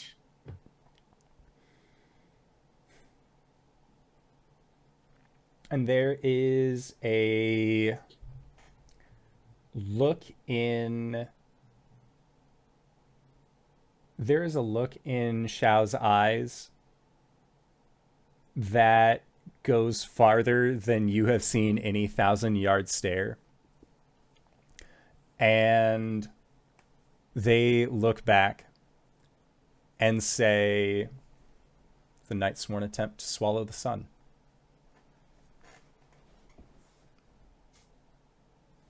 Gwen puts down her drink and shifts it off to the side. What do you mean? Like, literally swallow the sun? Nods. Do you know how? And Xiao says, we assume that they have contracted deities dark and devious. They have allied themselves with the snakes. What, with the dream snakes? You are familiar. I fucking fought the guy. I thought I killed him, but I didn't kill. Oh my god. Okay. Caelum, you were talking to other individuals, and then you hear dream snakes, and Xiao's like, oh, you're familiar. There's like... Caelum walks over to the mast and then just starts just bashing his head against it. Oh my gosh. Okay. I've fought the fucker. Okay, that was like, a while ago. You fought Nobu? No. The dream snake god thing. Dendar. I'm not familiar with its name in the common tongue, but I assume this is one and the same. Yeah. Fought him in the dream realm. Was really creepy. Very cool though. Thought we defeated. Well, I thought I killed him. I was naive and young. It's fine. But if Dendar is what you guys are fighting, Gwen pauses for a second. This is the first time she has held herself back from just spouting. Okay. Are there any other gods? Do you know what Caius is? The wormy space worm Caius. The one who became worms? Oh my god! Yes, the what is are we are guard they? their cavern. Yes. I'm sorry. A little bit more detail on that. You guard their cavern. Caelum turns. There was a ritual where I assume Caius tried to bring Orcus into the world. That would be the Wormcrawl Cavern that they're guarding currently. I want to investigate said site. Maybe there's residual of said ritual that might be used to bring Caius here. Okay, are you guarding it to keep Caius away? Or guarding it for Caius? Why would we guard it for worms? Okay, I just wanted to make sure. The way you said it, I just wanted to make... No. There's two ways to do it. Just making sure. It is a place of pure evil. It is, We have attempted to consecrate that ground a multitude of times. Okay. All have failed. It reeks. Bad news bears.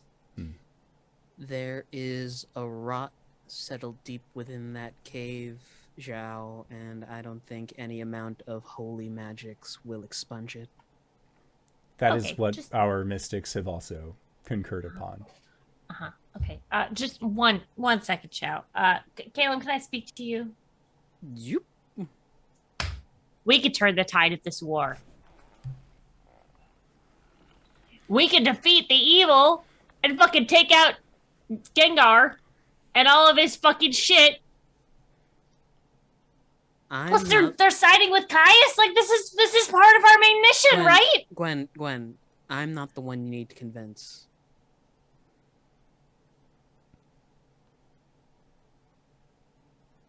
But am I right? Yes. Doing this will probably strike a blow against Caius. Gwen has like this weird excitement in her eyes. You've never seen Gwen in war, but it seems like she has gone a little hungry for the glory of battle in this moment. She is trying to contain it. Like, she's not saying anything, but you can just see her like strategizing in her head and like, oh my god, when this happens, we are going to be the savior of this whole place. It is going to be amazing. We can turn the whole tide and just fucking end the war. This war that's been going on for generations. Now take this energy. Take this energy. And talk to the general. And he'll point off to wherever Arjhan is. Okay. Come with me. You know, I get excited. It's hard for me to like give the facts accurately. Yeah, it's okay. She's so mad at you. I know, she hates it when I yell. I'm sorry. Yeah, but don't. Okay. It's okay. It's just war talk, honey. It's just war talk. I know. Stop looking yourself. Okay, we're gonna go over to Arjhan. Arjhan, Yes. I've been speaking with our new feathered friend about the conflict that they have in the South, and I think that our needs align with theirs in that they are fighting against Endar, and they are fighting against Caius in their way. And I think if we help them, it will deal a devastating blow to Caius, which is our goal, right? To take down Caius. Huh. That was actually very succinct. Thank you. Dendar's involved. Dendar is involved.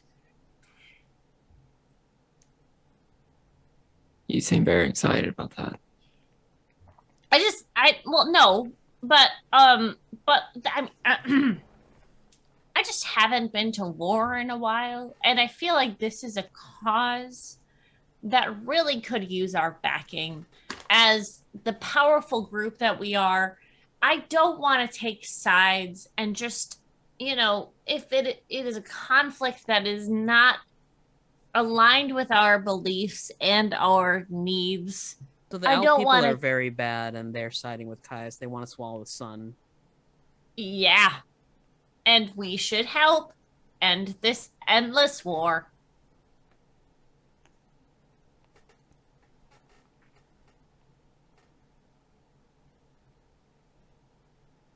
How bad do you want to kill Dendar? Oh, it is not Dendar that I want to kill. It is ending this war and like fighting in battle again. Gwen, do you want to make a deception check? To be fair, Gwen. My passive is 13. My passive is 12. Gwen does want to fight Dendar again and retake her name as the God Killer, but she is very excited about the concept of getting in a war. It's a 5. So Gwen is like It's not a bloodlust. It's like a The lust storm for in your glory. eye starts Yeah. swelling, and there's like lightning and shit crackling in it as you're like keeping your composure, but the eye of battle may betray you in this sense. Probably massively did. I understand that some of the details might have gotten a little fuzzy because, well, the three of you were in Dendar's domain in the nightmares. I wasn't. I was still in the waking world, while all of you were fucking asleep.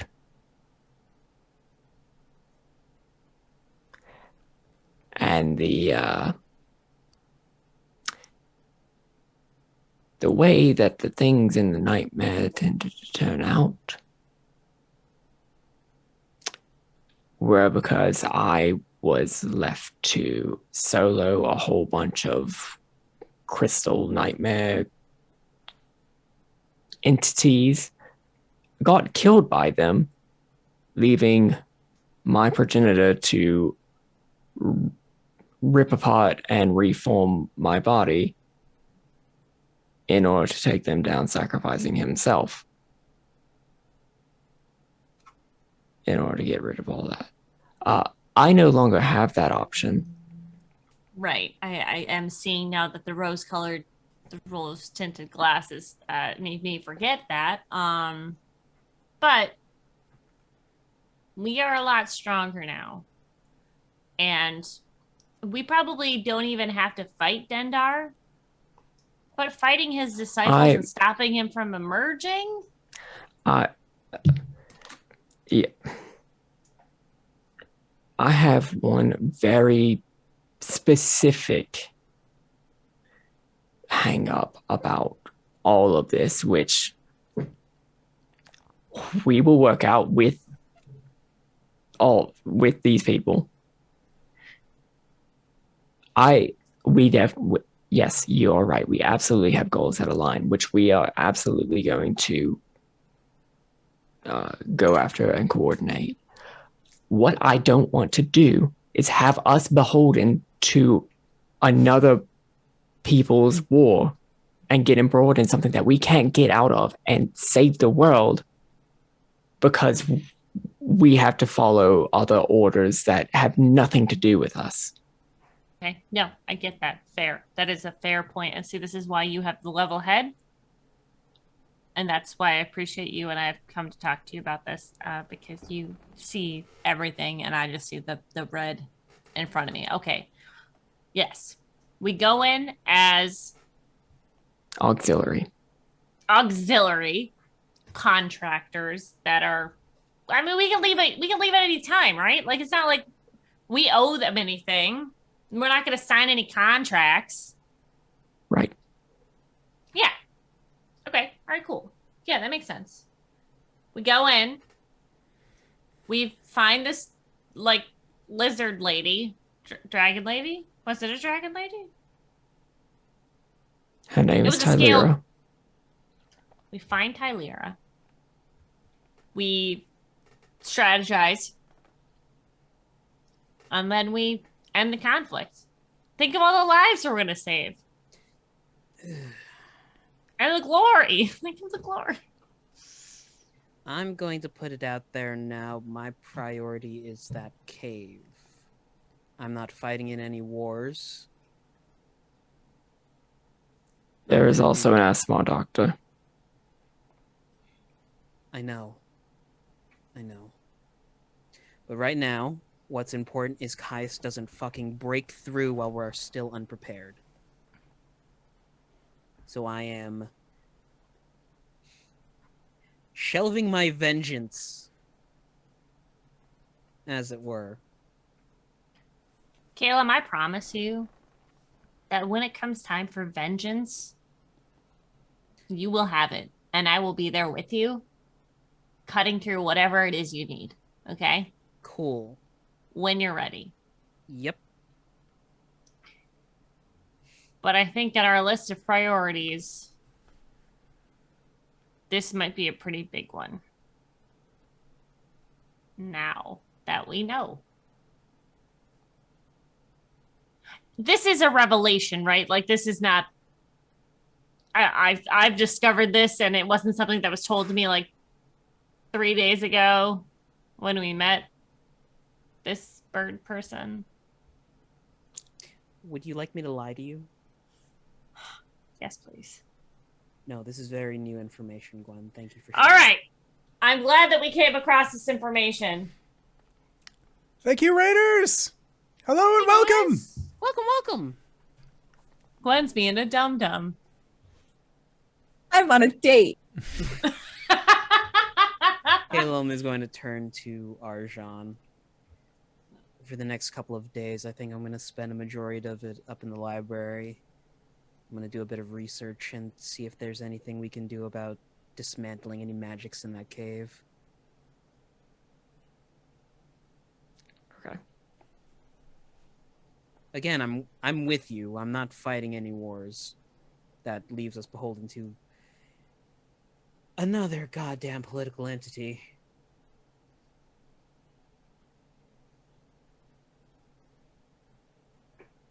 But the cave is a priority for me.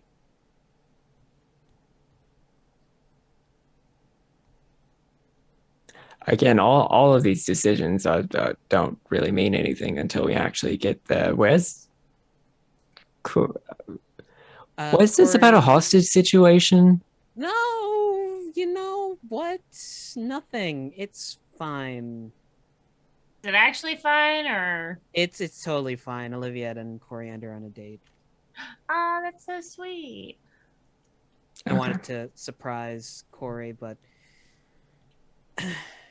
I'm not good at that sort of thing.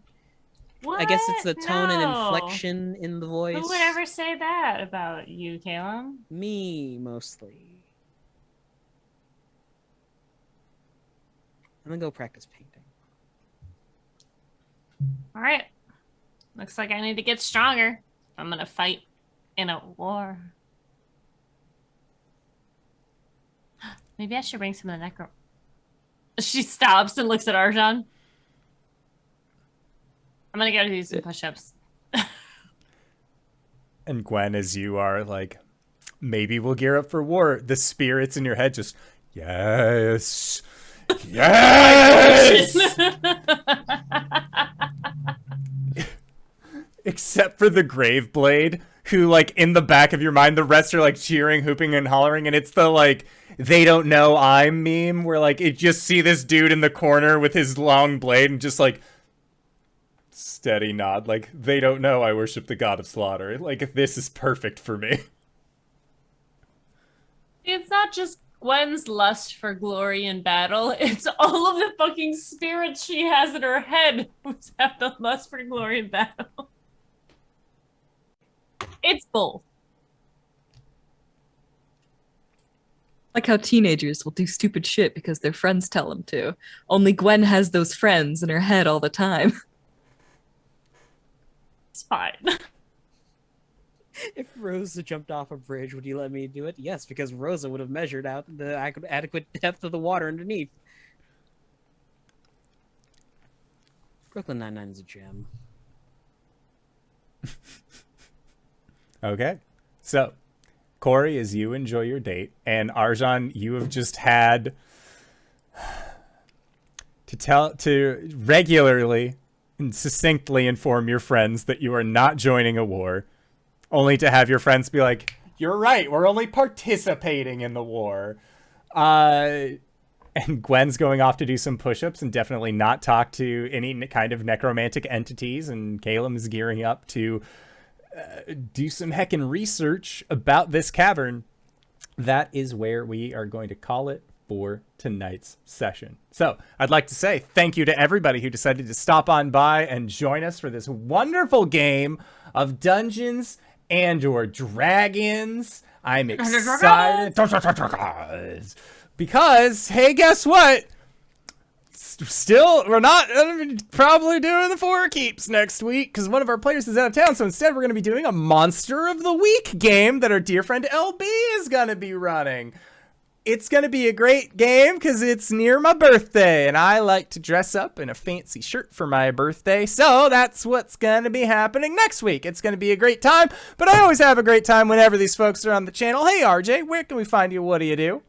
Hey everybody, I'm RJ, and you can catch me at RJustice282 on Twitter and Twitch, where I tweet about the nerdy things in my life and sometimes stream with my friends.